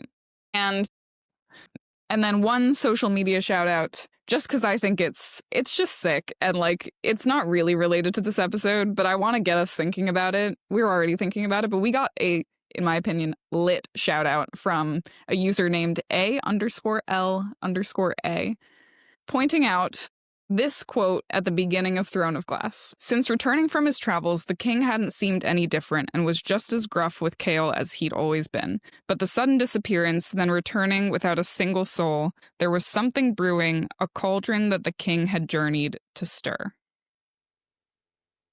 A cauldron! That's it. What book is that? Which book? That's Throne of Glass. That's the first Throne of Glass. Yeah. Throne of Glass. The one titled Throne of Glass. The one titled Throne of Glass. Yes. Yeah. I couldn't remember if it was Throne of Glass or Crown of Midnight. Yeah. A cauldron. So either she likes the same words or things are happening. A cauldron that a king had journeyed to stir, and you think that's not about Prithian directly? Oh, I certainly do. But, you know, some people are going to be like, she wrote that book when she was 16. Obviously, it's not about the cauldron. Sure. Always. That possibility always exists. All right. Let's get into it. Let's get into it. Where does shadow singing come from? All right. I have an aside here. Okay. Real quick, we got to talk about this, guys, because this has gotten my goat on social media so many times at this point. And Ronnie has heard this rant, so I apologize to Ronnie. There were, maybe still are, so many clips. So many fucking clips. We got a comment about it today. About Bryce traveling to Prithian, and that before she does it, she says into the void, or I don't fucking know, take me to a prince of hell, and then jumps into the word gate. Jumps into the portal. Sorry. She never fucking says this. I want to be so clear. Never anywhere. Ever says this. This is how misinformation spreads, okay? I'm not saying Azriel is not a prince of hell. But that is not a fucking quote in Crescent City. She never says that, okay? And if you comment that as a quote for reference, I'm willing to say I will publicly shame you in the comments. Just give us the page number. Give us the page number. Quote it, give us the page number. Yeah. It's not a quote. Okay. She never says that. However, let's take a step back here. Yeah. As you mentioned, we have other shadow singers in the Maasverse. So the Avalon bloodline in Midgard specifically seems to have these shadow wielding abilities. So we have Rune, we have Cormac, and we have King Morven of Avalon, who, side note, sits on a throne made of stag antlers. We'll talk about that at a different time, but what the actual fuck? Okay. Yeah. Bryce notes when she meets Azriel that Azriel's shadows are different than Rune's and more like Cormac. So the quote we have for that, Azriel, without Rhysand to translate, watched in silence. Bryce could have sworn shadows wreathed him like Rune's, yet wilder, the way Cormac's had been. If these shadows are more like Cormac's, then the reason for that is not because of the parasite, right? So we know Rune's shadows might be weaker because there is a parasite, but Cormac is drinking the same water, exposed to the same parasite. Yeah. So it's not that. Could mean a different source, or it could mean that this gift runs more true in Azriel, right? We've had those situations before where gifts run more true in certain places and not true in other places. I'm sorry. I need to preface this with this is a fucking monster of an answer. Okay. So just bear with me here. All right. All of these men are of the Starborn line. So that's something to consider here. Also interesting to note, Rune's shadows specifically do not work when he is trapped in the Gorzian shackles in the dungeons underneath the Asteri Palace. So as we talked about before, Azriel's shadows do work at the Council of the High Lords. So it might not be the same magic, might not be the same kind of binding magic there, but we have been given an example of where shadows do work outside binding magic and where shadows do not work outside binding magic. So again, are Rune and Azriel shadows the same? I don't know. We talked about Koschei appearing cloaked in shadows. We absolutely 100% see a Prince of Hell show up cloaked in shadows, right? Mhm. So Apollyon, our favorite Apollyon, comes to hunt in shadows when he's being held by the Asteri. The quotes for that are, not Rune's shadows. The prince didn't seem to be able to access those when constrained by the Gorsian shackles. Only the prince's mind-speaking abilities remained. Also interesting. We'll talk about that later. Mhm. This shadow was different, darker, older. Watching Hunt across the room, the thing in the shadows moved just slightly like it had crooked a finger at him. Death. Azriel is called Death, right? Mhm. That was the thing in the shadows, and now it beckons. So now we have Koschei, Azriel, and Apollyon being called Death. The shadow smiled at him, so Hunt smiled back, and then the shadow spoke. You would do well in hell. Too drugged with agony, Hunt didn't even quiver at the familiar male voice, one he'd heard already in another dream in another life. Apollyon, he grunted. Not death at all, then. He tried to not let disappointment sink in his gut. So we have Apollyon appearing cloaked in shadows. We have Azriel appearing cloaked in shadows. We have Koschei appearing cloaked in shadows. After Azriel uses his shadows at the Council of the High Lords, Feyre notes how cold he is. So the quote for that is, but my attention returned to Azriel, who took my still offered hand and rose. The scars were rough against my fingers, but his skin was like ice, pure ice. This is especially crazy because the person he was facing off against was Baron, who was using fire magic. So the quote for that is, Azriel dug his knee and all his weight into Eris's gut. He was silent, utterly silent, as he ripped the air from Eris's body. Baron's flames struck the blue shield over and over, but the fire skittered off and fizzled out on the water. Any that escaped were torn to shreds by shadows. So Baron is literally throwing fire at him, and Azriel's hands are freezing cold. Okay, yes, the shields are working. However, heat still gets through. Heat still gets through shields. This Hunt and Apollyon storyline in the dungeon is happening in House of Flame and Shadows at the same time that Azriel is cloaking himself in shadows in the tunnels underneath Prythian with Bryce, right? So I think we are meant to notice that these two beings are cloaking themselves in shadows. The quote for Azriel doing this is, Bryce scanned the path behind Nesta, only deep shadows lingered, no sign of anyone's with wings waiting to snatch her. That's Azriel. Azriel is in those shadows, right? Even though she can't see him, Azriel is in these shadows, right? So we have Azriel appearing to Bryce in a shadow, or hiding from Bryce in a shadow. We have Apollyon cloaking himself in a shadow to Hunt in the same book, in the same timeline. I am 99% sure we are supposed to draw parallels between these two things happening. Here's where it gets really fucking interesting, in my opinion. We are told explicitly in Throne of Glass that this is a Valg power, okay? So the quote for that is, in Tower of Dawn, Irene is asking how the Valg could have captured Hafiza. This is at the end of Tower of Dawn. In the Tor, says May, without anyone having noticed. Kaol responds with this. He says he didn't want to answer. The Valg could summon shadows if they wished and hide within them, and those shadows could turn deadly in an instant. It is word for fucking word Azriel's powers. So we have a Prince of Hell doing this, and we are told that this is a Valg power. Okay, I need to take my sweater off. I'm hot. They're the same. Okay, I'm pretty sure they're the same. That's where this is going. Friendly reminder to our listeners. Court of Mist and Fury, published in 2016. Tower of Dawn, published in 2017. She wrote this line knowing exactly what the fuck she was doing. Okay, this is not a mistake. We have other places where Valg are referred to as shadows, specifically when Dorian is being possessed. He's talking about the demon inside her. We're getting a third-person view of the demon that's kind of inside him. It was ancient and cruel and paced in the shadows, leashing his mind. It was not of this world and had been brought here to fill him with its primordial cold. So we have cold and we have shadows. There was still a real world beyond the shadows. He would force to participate in it by the man who had ordered the slaughter of that lovely woman. So again, shadows, Valg. So we have shadows, Prince of Hell, Valg, Koschei, Apollyon, Azriel. Okay? Are you with me so far? Yep. All right. I'm getting into my crazy theory, and I have 3 parts to it. Can I add more that just like tie into Go that for it. same Please do. vein? Yes. Before we go crazy, you already talked about Avalon. You talked about Cormac. Cormac, when he shows up for the very first time in the series, what do they think he's showing up as? Do you remember? A demon. Portal to hell. Oh, portal. Yeah, portal to hell is what they think his shadows are when they see them. Rune is like, that is a portal to hell. Oh, wait, no, it's Cormac. I think that's another person. like flashing siren, like, hello, these shadows are from hell. All right. So, crazy theory here, part 1. And you mentioned this last week, but I think it deserves revisiting. Annihilus was made from Apollyon, and Azriel is his descendant. Let's talk about it more.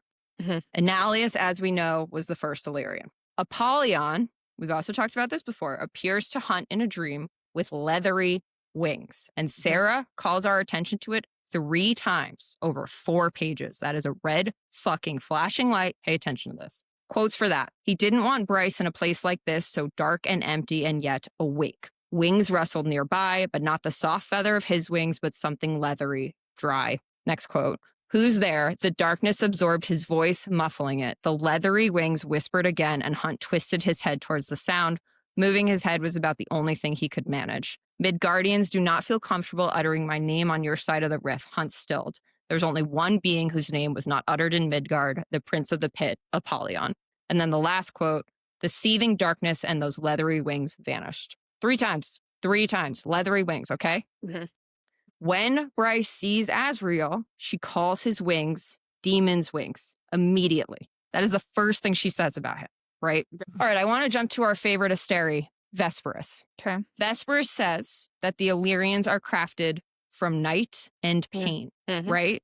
You dare draw a weapon before me against those who crafted you, soldier, from night and pain, which is really fucking weird because that is not what we've seen the Asteri power be, right? Asteri power is light. It is bright. It is not good, but it is lightness and it is day and it is like stars, right? It is not night and pain. We are told that the first Illyrian was Annihilus, but that he also fought to overthrow the Asteri, right? So the quote for that, the Asteri's eyes flared with recognition at the long blade. Did Fion send you then to slay me in my sleep, or was it that traitor Annihilus? I see that you bear his dagger as his emissary or his assassin. Okay, so we know that Annihilus helped overthrow them. He was able to hold a host of them being the Asteri here. Let's keep that in mind. Them being the Asteri, a host of them off at the pass of Annihilus by himself. If he was truly fighting Asteri, how the fuck did he do that if he was like just an Illyrian soldier, right? So the quote we have for that, long ago, so long ago, they don't even have a precise date for it, a great war was fought between the Fae and ancient beings who oppressed them. That's the Asteri. One of its key battles was here in these mountains. Our forces were battered and outnumbered, and for some reason, the enemy was desperate to reach the stone at the top of Romiel.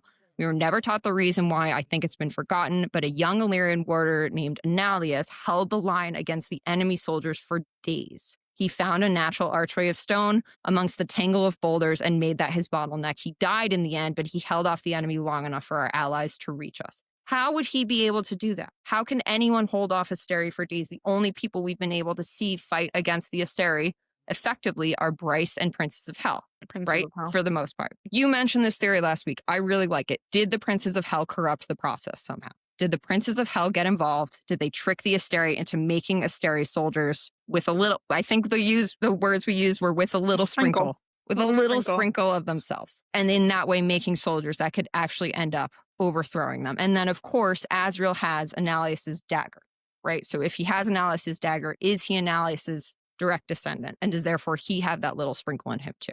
So that's part 1 of my theory. Do we want to react to that at all? No, I mean, I think I went the same place. Can I point out another really fun reference that was going to be maybe a precog, but I think I should just say it here. So in, I forget which Crescent City book it is, honestly. I think it was maybe House of Flame and Shadow. Adis tells Hunt that the black halo tattoo on his head is called a black crown and basically says, you call this a black halo. It is a black crown. It's actually existed forever. It's a way for the Asteri to control beings in hell. They basically used it as collars, which we will talk more about, no doubt.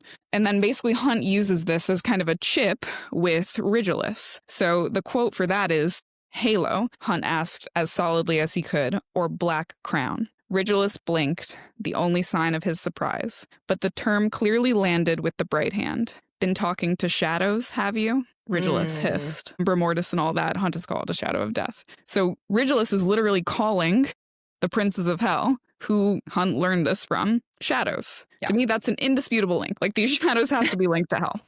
Yeah. So, yeah, I agree. All right. So that was crazy theory part 1. Annihilus was made with a little sprinkle of hell, maybe a big sprinkle of hell. We don't really know. Big sprinkle. All right. Crazy theory part 2.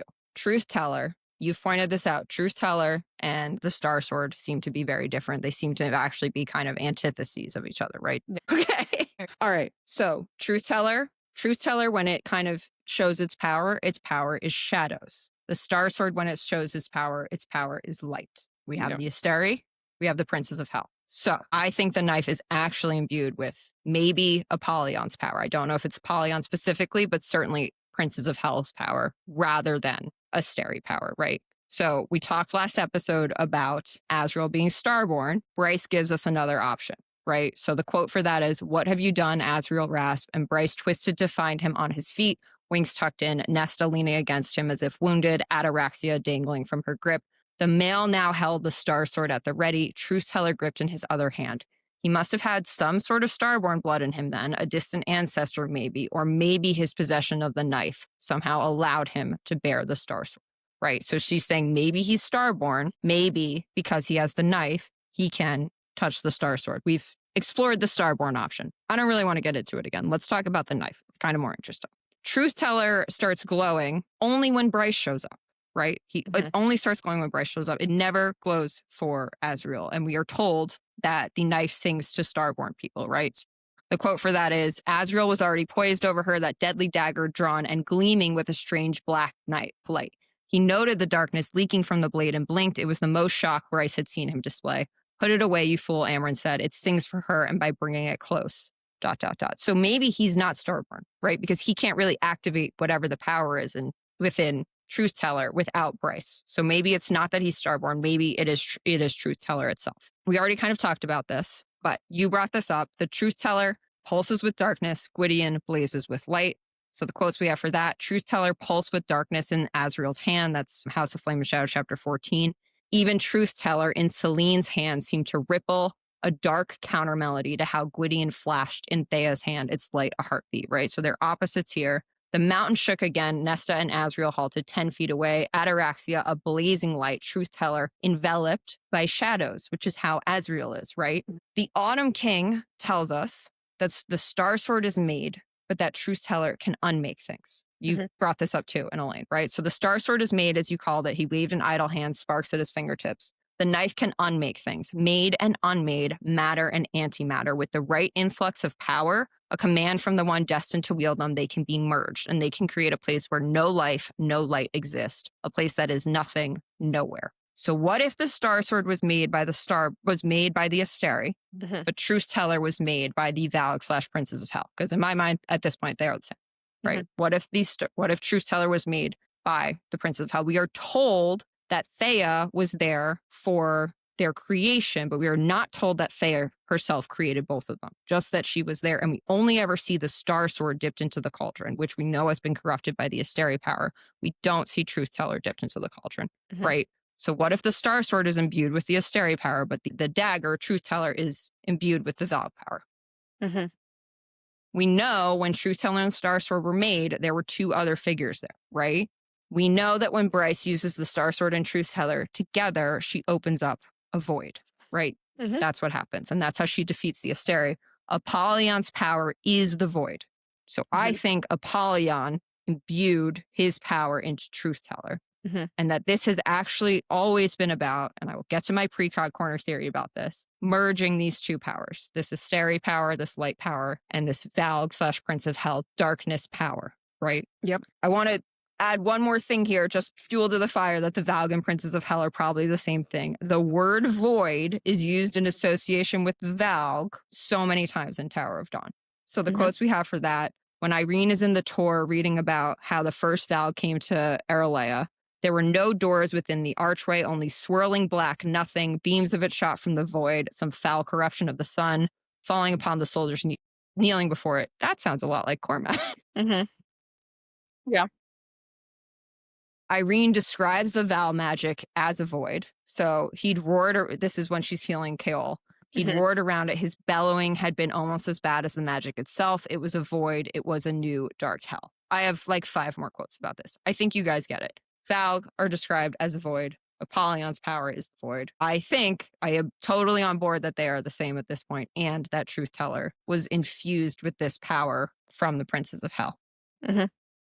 How did Azriel end up with this power? Again, I think we have 2 options. One is just that it's Truth Teller. One is just that whoever has Truth Teller maybe has this power. I don't know that that works because we see other shadow wielders, but I think if he's Annalius's descendant, and if Annalius was kind of infused with this power from Apollyon, then that's potentially how he got it, is what I'm thinking. I think it works too. Your comment on the Star Sword and the Blade being antitheses, and one being of hell and the other being Asteri. Like, we've talked about how their homeworlds sound the same, but they seem to be very different. Like, that could be true here, right? Because the whole line is when the Blade and the Sword are united, so shall our people be. Like, maybe it's not about Fae.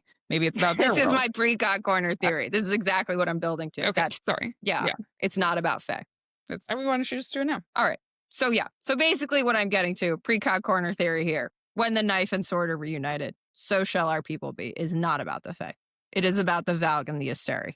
And that they are essentially 2 sides of the same coin, right? Yeah. Like, they are kind of the same species, but for whatever reason, there was a schism and one ended up with this lightness and one ended up with this darkness. There are so many overlaps. We've talked about this. There are so many overlaps in their powers, but yet they seem to be different. So they both have Daemati powers.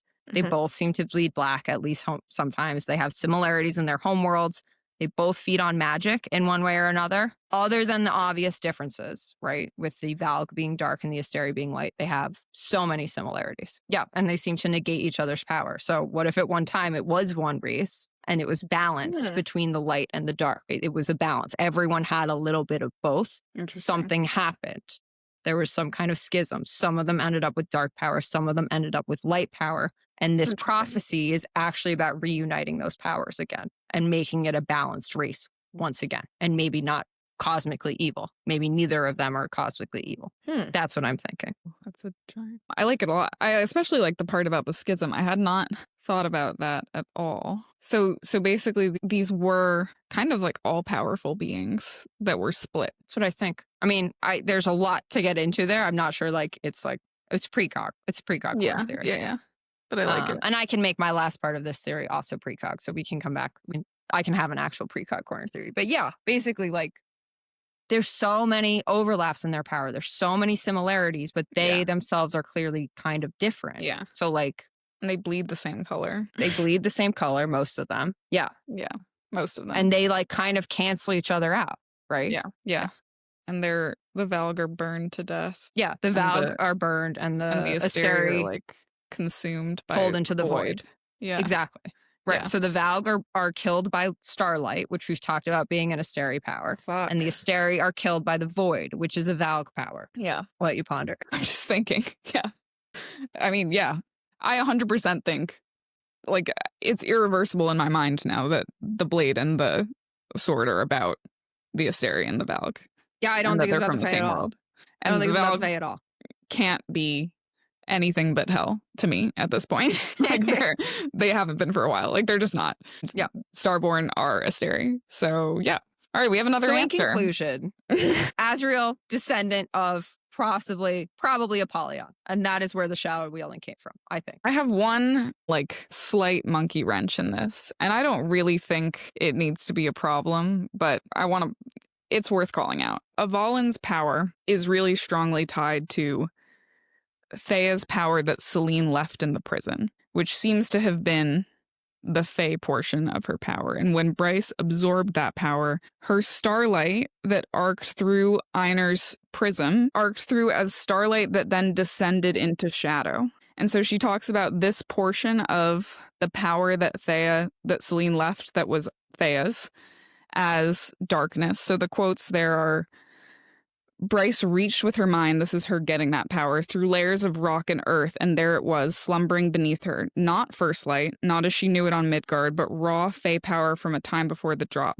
The power ascended toward her through the stone like a glimmering arrow fired into the dark. She then sends this new light of hers, right, after she absorbed this power, through Einar's prism, that he asked Rune to send light through way back earlier in the series in Crescent City. So this is Bryce narrating. She says, it took her a moment to process what she was seeing, a gradient beam of starlight where the rainbow would have been full of color. This one began in shimmering white light and descended into shadow, an anti-rainbow, as it were. Light falling into darkness, droplets of starlight raining from the highest beam into the shadowy band. At the bottom, devoured by the darkness below, like the fading light of day, of dusk.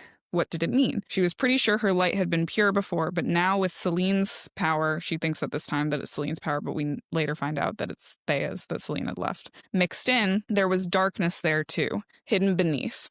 At Inavalin ego is the Latin, and Inavalin I am. Yeah. Did it make a difference to her power, to her, to now have that layer of darkness? So there is an element of Thea's power, maybe it's the Fae part of her power, that is shadowy. And I don't know that that needs to mean that Azriel isn't getting his shadows from hell. It could mean two things. One, it could mean that Selene has some element of hell in her too. Like we know that Thea's, well, I guess this is Thea's power. Thea's, yeah. But Thea was mated to Adis, so you never know what was going on with her and her power. Or two, and I maybe like this one a little bit better, is that maybe this is the variety of power that Rune and Rhys have, that is Fae shadows specifically, and not hell shadows. So yeah, that's intriguing. I don't know how Cormac fits in. But yes. I don't know how Cormac fits in either. And he clearly is a Valen. And to be clear, I also don't really know why Cormac's and Rune shadows are different. No, I don't either. No idea. Like, this is not our Crescent City series. So we'll get into that later. Despite the, like, heavy Crescent City references, I don't know. I do think they're different, but I don't know why. Well, and what's interesting is that Cormac can winnow and Rune can't. Yeah. Right. So that implies a difference as well. Yeah. And Bryce can. And Bryce can after she gets that portion of Thea's power. That portion of So Thea's I guess it power. does have to be in Cormac, actually, then. I don't know what that does, actually. Well, Bryce can winnow. Well, this is going to be our next question. So let's talk about it, right? Yeah, true. All right. So, all right. Anything else here? I have so much shit that I feel like is not as nicely tied up as yours. But yeah, the shadows are from hell. They're from hell. There's that little Selene, like what's going on there. Actually, it's Thea. I keep saying Selene because she thinks it's Selene at the time. But yeah, Avalon and hell. That's it. Okay, cool. And yes, I know we had already said a lot of that theory before. I just wanted to it's good. Restate it. More compelling evidence. More compelling evidence. And you never know when someone's tuning in for the first time. So true. All right, Ronnie, where do Az's other powers come from mainly? Well, I only talked about the winnowing. I don't know if you talked about anything else, but basically the winnowing. I talked about only the killing power, so that's super interesting. Oh, okay. Great. Love it when this happens. I also love it when we're in sync, but I love it when this happens. I think that Azriel has Thea's power. Unfortunately, we know that he has Vesperus's power. It's just a question of how. So when Azriel and Nesta and Bryce encounter Vesperus in Prythian, there is a moment, right, where Vesperus says, your power has always been, always will be mine. And the quote is, a whip of blue magic shot through the world, a ribbon of cobalt piercing the starlight and darkness. She could see every loop and coil as it wrapped around Vesperus's neck. This is Azriel's power from his siphons. Time resumed, sped up to its normal rate. Stop, Bryce shouted, but too late. Vesperus lifted a hand to her neck as Azriel's blue light dissolved into her skin. She let out a strangled laugh as blood leaked from her mouth. Still so ignorant, your power is and will always be mine. Blue magic appeared at her fingertips, absorbed from the Illyrians' attack. She wrapped it around one hand like a glove and grasped the Star Sword's handle, as if it provided the barrier she needed, allowing her to touch the blade. Vesperus yanked the Star Sword free and let it clatter to the stones coated with gore. So, something about Vesperus harnessing Azriel's power allowed her to touch the Star Sword. Yeah. And so, does Azriel have Thea's power somehow? I actually don't even know how, right? He would have Thea's power. And to your point, like Bryce said, maybe he's Starborn, maybe he's not. I think we're leaning towards maybe he's not, but maybe he is, because Vesperus uses his power to allow her to come into contact with the Star Sword, and the only people who have been able to touch the Star Sword so far in the series have been Starborn people, Rune and Bryce. Well, we're not going to talk about the fact that it's also Gwydion, but you get the point. And then Selene's power, or sorry, not Selene's power, god damn it, Thea's power that's left by Selene, Bryce compares to a laser power exactly like Azriel's. So that quote is, Bryce shoved out a slice of her power, sharp and targeted as Selene had used to carve the stones, as Azriel had focused his power on her star earlier. Light cut through stone and sizzled, a line literally drawn at Azriel's feet. Whatever had changed in her power with the addition of Selene's magic, fuck yeah, this would be useful. So with her absorbing Thea's power that Selene left, her magic is then directly compared to both Selene's and Azriel's in the same sentence. So again, maybe something else is going on with Selene that we're not aware of, but this could apply to all Illyrian killing power, right? Maybe Thea was corrupted by hell somehow, or her link to Eris produced some other portion of her power. Ooh, maybe Thea was able to absorb power from Eris. Yeah. Yeah. The way that Hunt is able to absorb power from Bryce. Exactly. Right. That's exactly what I'm thinking. Yeah. And then Thea's power, that portion of the power that Selene left in Prythian was Thea's power, but with the power that she absorbed from Eris, and that's the shadows and the darkness. Because if our theories are correct, this just occurred to me, but like Vespers should be able to touch the Star Sword. Because we think that Vespers is Thea's mother, and Thea's power is what's like, we're told kind of what's imbued in the Star Sword, which should be Vespers' power. Unless there's something else to it, right? Unless there's this piece of hell in it too, maybe. Maybe. Or maybe it's something to do with, maybe it's something to do with also being Fae. Yeah. Because so far, the only people who have been able to touch it are both... Everyone's Fae. Everyone's Fae. Everyone's Fae. Yeah. Or half Fae. Yeah. Yeah. Yeah. Need to think about that. Yeah, I like that.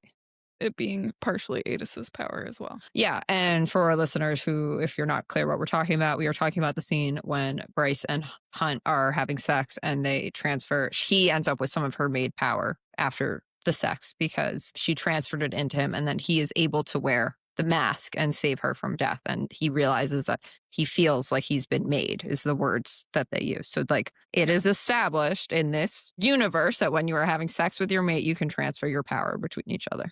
Yeah. At least when one of those people is Starborn and the other is a Prince of Hell, which is exactly what we're fucking talking about here. Yes. Yeah. Which is objectively the case for Thea and Edith. So there's no disputing that in any theory. Sorry, I had one more thing on it. This would also explain the prison, right? His relationship with the prison could be linked to Selene. Like that whole prison is keyed to Selene's blood. So if he has any element of that bloodline, that power, then he too would have an ability to at least know the prison mates, which would be kind of crazy. We never see him try to open the prison doors, but we get a lot of clues that Rhys and Az are related. Right. And we haven't even talked about the fact that Rune, who has similar shadows to Azriel, looks the exact fucking same as Rhys. Looks like Rhys, I know. Well, so this was the thing. We haven't actually talked about this, but I think it's worth mentioning.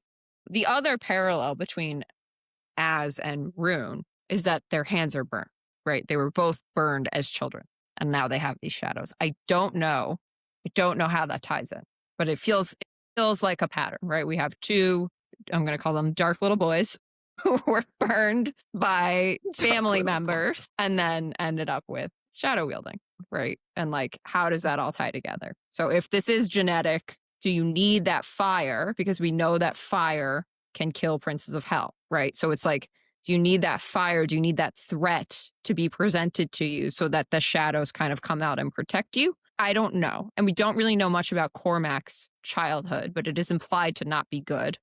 Yeah. I mean, his father but I don't think a nutcase. I don't think Morven has flame, right? So maybe it doesn't work. I don't know, but just kind of spitballing on that one. That was not a theory I had prepped or anything. Yeah. I mean, I have my precog is about the scars, so we can talk about that in a bit. All right, so to be clear, I don't want to oversell it. I didn't really have an answer here necessarily. I just wanted to say the winnowing and the shadow wielding I think are different because as we mentioned before, Cormac can teleport, but Rune cannot. We also have those two twins in the 13 in Throne of Glass who have shadow wielding, it seems. And there's no mention of them. Obviously, they're Valg descendants, right? That's very clear. Yeah. But there is no mention of them being able to teleport at any point in time. In Throne of Glass, we have kind of two people who we know can teleport. One is Maeve, obviously Valk, right? So the quote for that is, I'm a world walker, Maeve said. I've traveled between universes. Do you think moving between rooms will be so hard? And then we have Maeve's jaw tightened. Brandon Galathinius was aware of my gifts to move between places. The wards around his kingdom prevented me from doing so. So that's clearly Valk. And then we have Fenris, obviously. When Fenris is describing his own power, he says no one knows where it came from, which is almost exactly how Maeve's power is described, right? No one knows its origin. So like, and he lacks the elemental Fey magic. Again, this is not our Throne of Glass season. I have not gone deep into this. This is just kind of surface level, but the quote is, no one knows where it came from, what it is, Fenris said between shallow breaths, fingers curling and uncurling at his sides, but it lets me slip between folds in the world, only short distances and only a few times before I'm dreamed, but it's useful on a killing field. He panted through his clenched teeth as the outer edges of his gash began to reach for each other. Aside from that, I've got nothing special. Speed, strength, swift healing. More than the average Fae, but the same stock of gifts. I can shield myself and others, but can't summon an element, right? We know that Fenris, first of all, this sounds very similar to Cassian and Rhys describing Azriel's winning power, right? Like the same type of words are used. Fenris has a twin. Fenris himself is very like light. He has light hair, or he has tan skin, he has blonde hair, but his twin is kind of his like dark counterpoint, right? So we are kind of getting that darkness within the Moonbeam bloodline, I guess. Yeah. So like Moonbeam. Is Fenris somehow also Valk? I don't know. I'm not saying that. But like, and I think we haven't said this at all this episode, but I think we need to say this. We are proponents of dark, like evil characters being in bloodlines, not characters being possessed by Valk, right? So like, obviously Azriel doesn't bleed black. He doesn't have black eyes. We understand that. We get that. But we are saying that when this power is passed down in bloodlines, as we see with the witches in Throne of Glass, right? You don't have black blood. You don't have black guys. Like it looks different. And Dorian, right. Yeah. So that's kind of what we're talking about here. Totally agree. And I think one other interesting thing too on what you said with Maeve and her world walking, that was learned. Like she learned how to do that. And I think I can't remember the exact quote, but it's something about it being learned and she like had to know what to do or the right words to say or something. And so I think the powers could definitely be related. And maybe I'm not at all convinced that Winnowing is not world walking at a smaller scale.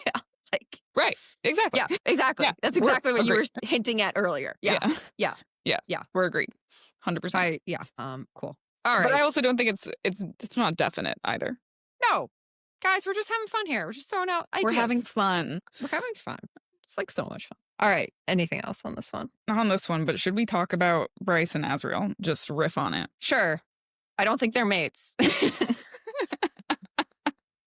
Bryce has a mate. We're talking to two Hunt fans, so this is going to be tough. I devil's advocated because, is that a word? I played devil's advocate because I knew that we both collectively do not want, I'll say I don't want Bryce to find out that her mate is not Hunt. Like that would be so fucking sad. Like so sad. But I have three things that make it potentially possible. Emphasis on possible, not probable. 3 specific references. And this is, to be clear, about the concept and possibility of Bryce and Azriel being mates. As Abby said earlier, it has nothing to do with the fact that Bryce said, take me to a prince of hell, and then showed up in Prythian. Like, that's not why. First reference. In Crescent City, we learned that angels don't really have a concept of mates. They're pretty casual about the whole thing, and mates aren't really predestined to them. Hunt is not full angel. So, like, I'm going to leave that there. But that is one reference that makes it like, okay, maybe the concept of mates is not the same to Hunt because he's a Malachim. Malachim? How do you say that word? I just say angel. Okay, angel. The second reference is that also in Crescent City, Apollyon lightly references the idea that Bryce ending up in Prythian is romanticism. So that quote is Adis saying, is it possible, to Apollyon, ignoring Hunt entirely, after everything, ... And Apollyon says, don't fall into romanticism. And Adis says, the star might have guided her. And Hunt cuts in saying, tell me where she is. And Adis says, I have a suspicion, but I can't tell you lest Rigilus wring it from you. So Apollyon basically saying, don't get all romantic, Adis, like when you think about where Bryce could have possibly been brought to by the horn in her back. Can I respond in real time or do you want me to wait? Yeah, okay. Respond. All right. So for the first We one, both that you hate did, this, so just for respond. the first one that you did, we have first of all, Hunt is a prince of hell. We know princes of hell clearly have. Well, he's an offspring of a prince of hell. They have mates. Eris and Thea are mates, right? Yeah. Number one. Number two, we are given a clear fucking scene where Hunt is named by Rune as Bryce's mate because he loses his fucking mind when she thinks she's about to die, right? And we are told in no unclear, I thought they weren't unclear, but we are clearly told that Hunt is like her true mate the way that Fae are mates, right? So that is I think that's in Sky and Breath when they're about to go into the depth charger, right? And he is like losing his fucking mind because his mate is being threatened. Okay. So like in my mind, this is open and shut. Like, and obviously I love to read into things. I love to read things too deeply, but like, I think this is pretty clear. Bryce and Hunt are mates. Two. I agree with you. Part two. Yeah. I had something. Remind me what you just said again. It was about, is it possible after everything, don't fall into romanticism? This could be about their worlds. Yeah. I think it's about Thea's star. He says that like the star brought her there. Thea's star that is under the prison brought her there because she has a third of its power, right? Yeah. Like I think that is what brought her to Prythian. Maybe it's the dagger, but I think Adis is saying here Thea's star, which is the second third of Bryce's power, which Bryce has a third of, is under the prison in Prythian. That is why she ended up in Prythian. That is my thinking on that. Yep. But he literally says the word star. Yep. And then the third reference is when Apollyon, very closely after that, says Hunt was born to do something very specific, to accomplish a task for which his father brought him into existence. And it has a really sad undertone when it's delivered, and Adis in particular kind of sadly says that Hunt has not been asking the right questions. So, is it possible that Hunt was created in Azriel's likeness to serve a purpose to Bryce? Sure. But I actually think this is even more evidence that they might be mates, which is Hunt was literally made for Bryce. He was made for her. Yeah, and they asked that question, if I remember. That question is asked to the Princes of Hell and answered, and Bryce, either Bryce or Hunt says, is that why we're mates? Because Hunt was made for me. And Adis or Apollyon says, no, we didn't think, we didn't see that we coming. Didn't see this coming, yeah. Right. So that's where the text leads me.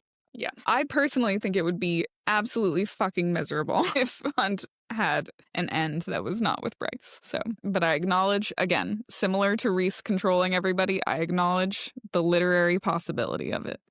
Yeah. I Acknowledged. Not all right. This isn't even an emotional thing for me. This is like, these questions are asked and answered as far as I'm concerned. Like, I think the big argument for Bryce and Azriel being mates is that he lets her see his hands so many times. Like, she really notices his hands and he, like, hides his hands from other people. He doesn't. Elain sees his hands a lot. She, like Feyre even remarks that, like, Elain is not scared about his hands at one point. I think the hands thing is kind of a Prince of Hell signifier because we know that Azriel's hands were burned, right? Which is, like... We know that the Princes of Hell can be burned by dragonfire. We talked about that theory previously. So I think this is just kind of another... like the flames so much. My shadows don't like the flames so much, right? But she does say she's seen Azriel around fire plenty of times after she says that. But I do think this is like a... But I think that's even more of a sign that it's like not just fire flames. It's dragon fire. Well, it's dragon fire. Or whatever the equivalent of that is in Midgard and Prythian. All right, cool. Great. We talked about it. I hope you're all happy. We talked about it. Are you happy?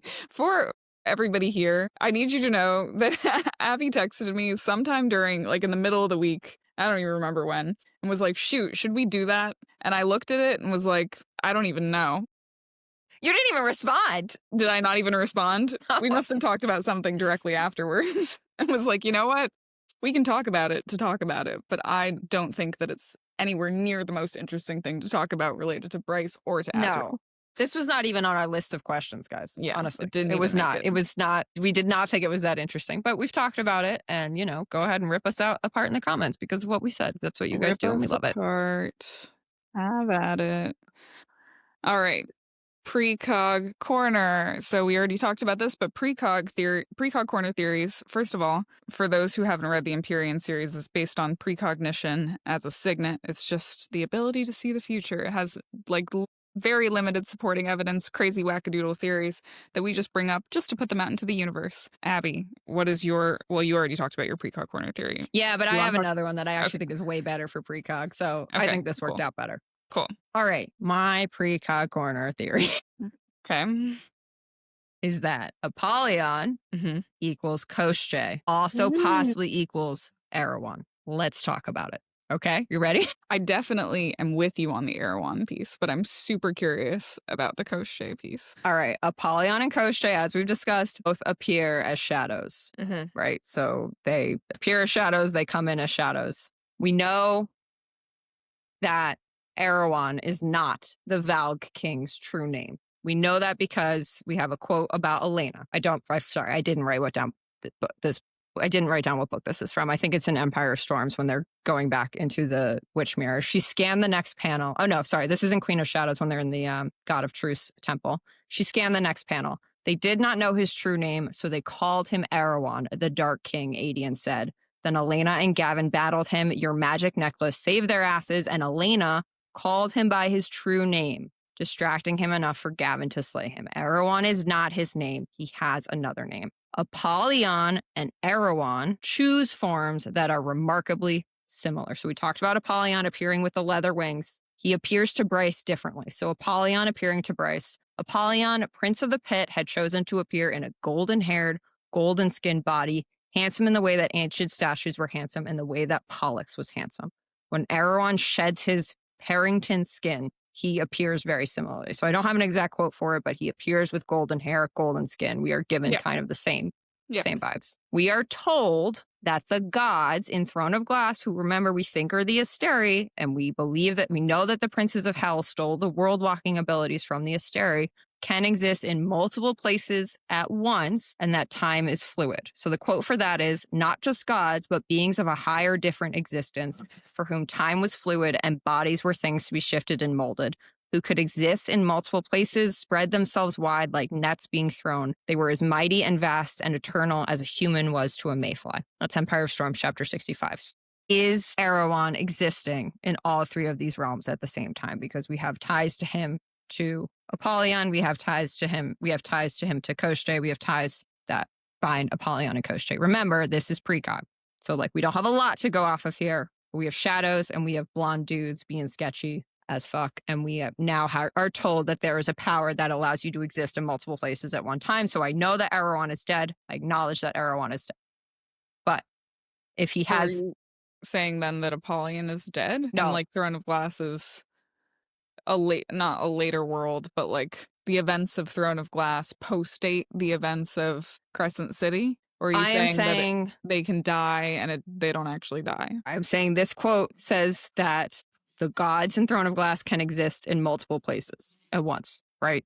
Could exist in multiple places. I don't know how it works. Basically, a parallel universes, I guess, which we've talked about a lot, especially with the word keeping things separate, right? So, like, there are different versions of this guy, I guess. And yes, in the Throne of Glass world, he's definitely dead.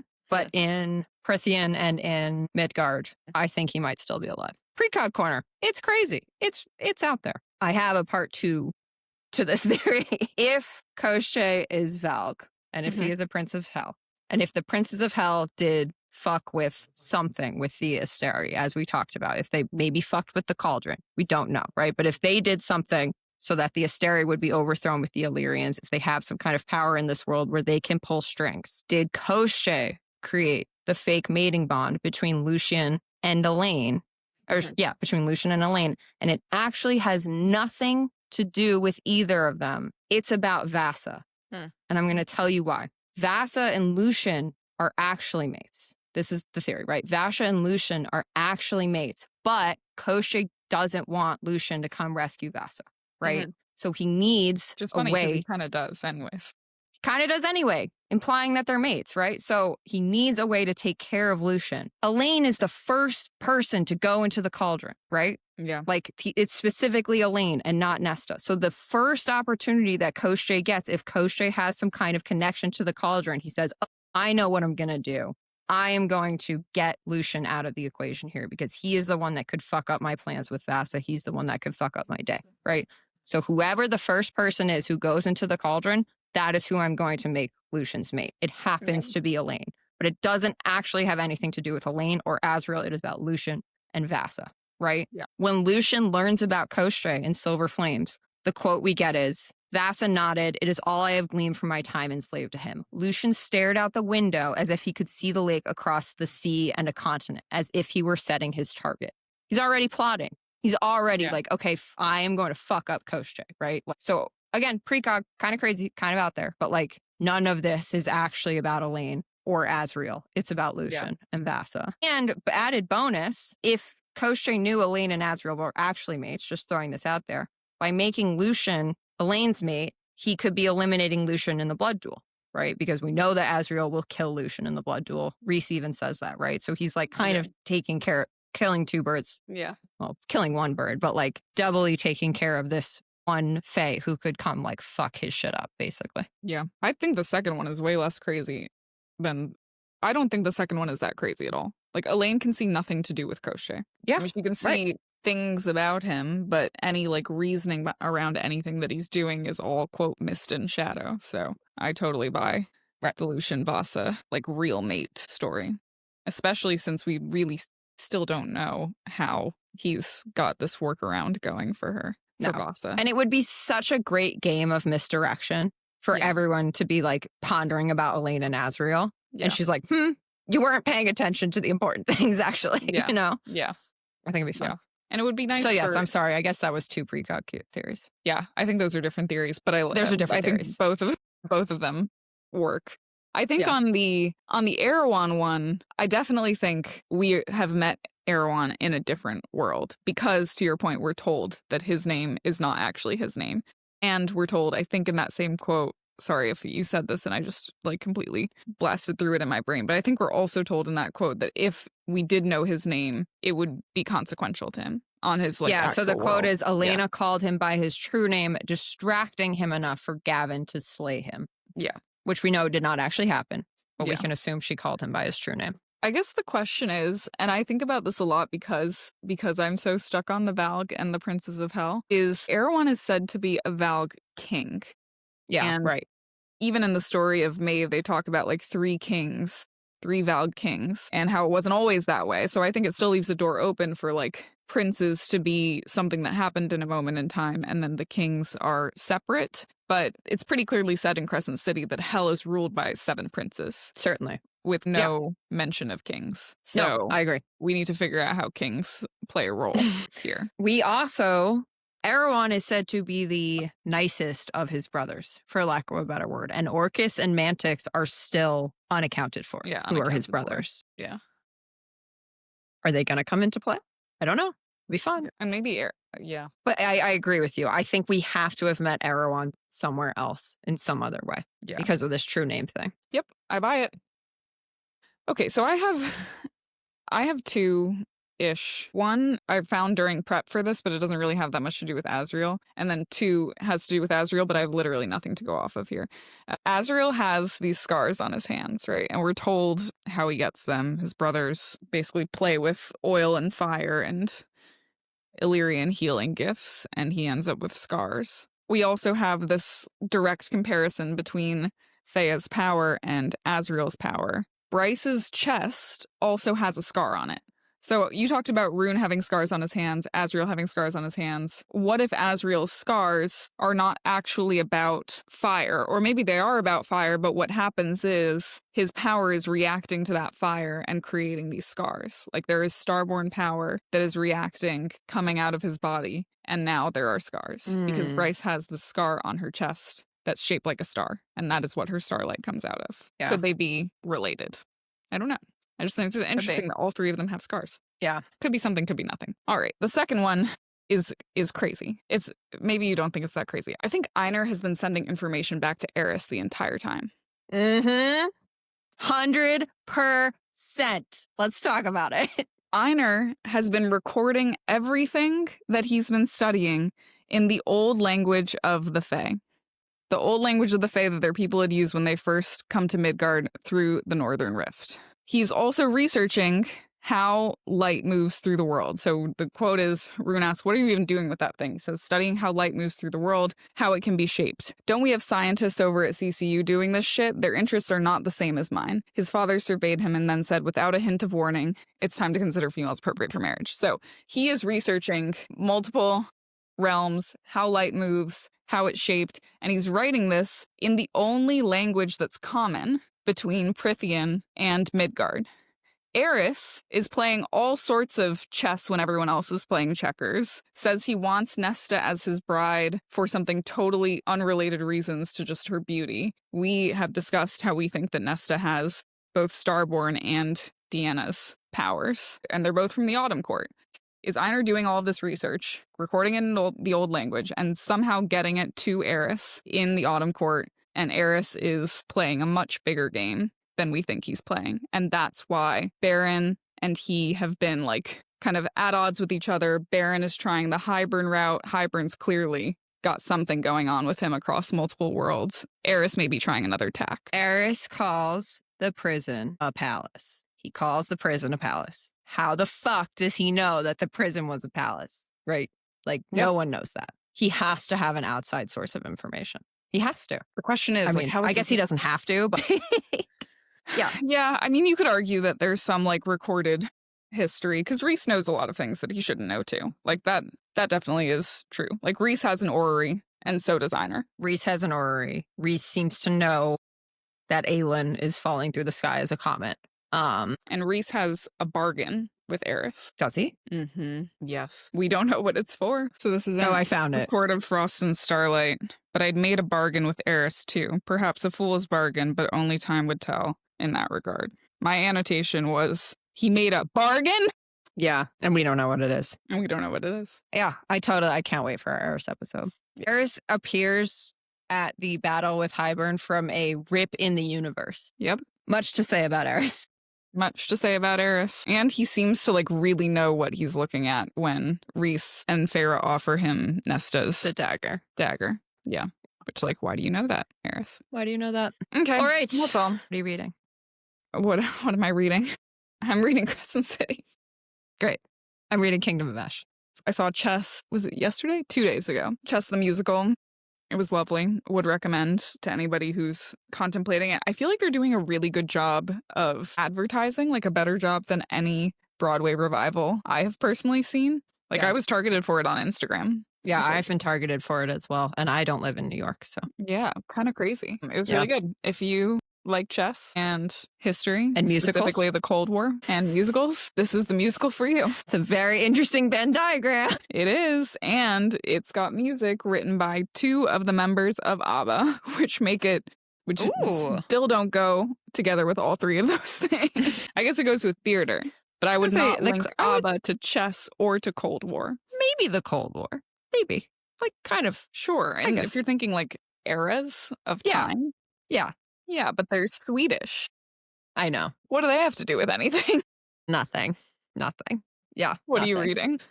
I'm reading Kingdom of Ash, and I'm finding it really challenging because it's so brutal. It's not my least favorite Sarah J. Maas book, but it is the one I want to read the least, if that makes sense. I'm kind of feeling that way about House of Sky and Breath. And I'm trying to figure out why I feel that way. I think it's like what got me through those books was really not knowing what was going to happen and what was coming. And now, I don't know, I'm just like not, the reread has been slow. Yeah. Once I hit Kingdom of Ash, my reread got slower. But I know there's just so much fucking information in there about the Valg that like I have to get through this. Yeah. I don't feel, I have a way easier time with both Throne of Glass and ACOTAR. I end up accidentally rereading ACOTAR every single weekend. I just like start reading a certain passage for this stuff, and then I'm just like, I've read 4 chapters. Oops. Whoopsies. All right. Well, we are on social media. We're on Instagram. We're on TikTok as Dragons in the Details Pod. We're on YouTube as Dragons in the Details Pod. Our links in those bios have links to everything. We have a Discord server. We have a website. We've got a book recommendations forum. We've got a lot of stuff out there if you choose to join in on the fun. We also have a website, dragonsinthedetails.com. And you should like, comment, subscribe if you like us. And if you don't like us, you don't need to comment. No, I'm just kidding. Anyways, like, comment, subscribe. It helps us out a lot. We are a small podcast, but we are trying to grow. And if you would like to follow, join in on the fun on social media, on Discord, we've got lots of fun there. And I'm going to leave an Easter egg for those on our Discord because I feel like it's kind of messing with people at this point. I am Hypnotic Mouse. So if you are on our Discord and you've seen me on there, me being Hypnotic Mouse, it's me. Have And you only actually one messaged? Yeah. Huh. I was chatting with LMNOP the other day. Oh my God, LMNOP, you are going to get such a shout out in our next. About more and Maeve. Okay. Yeah. Anything else? Love you, bye. Love you, bye.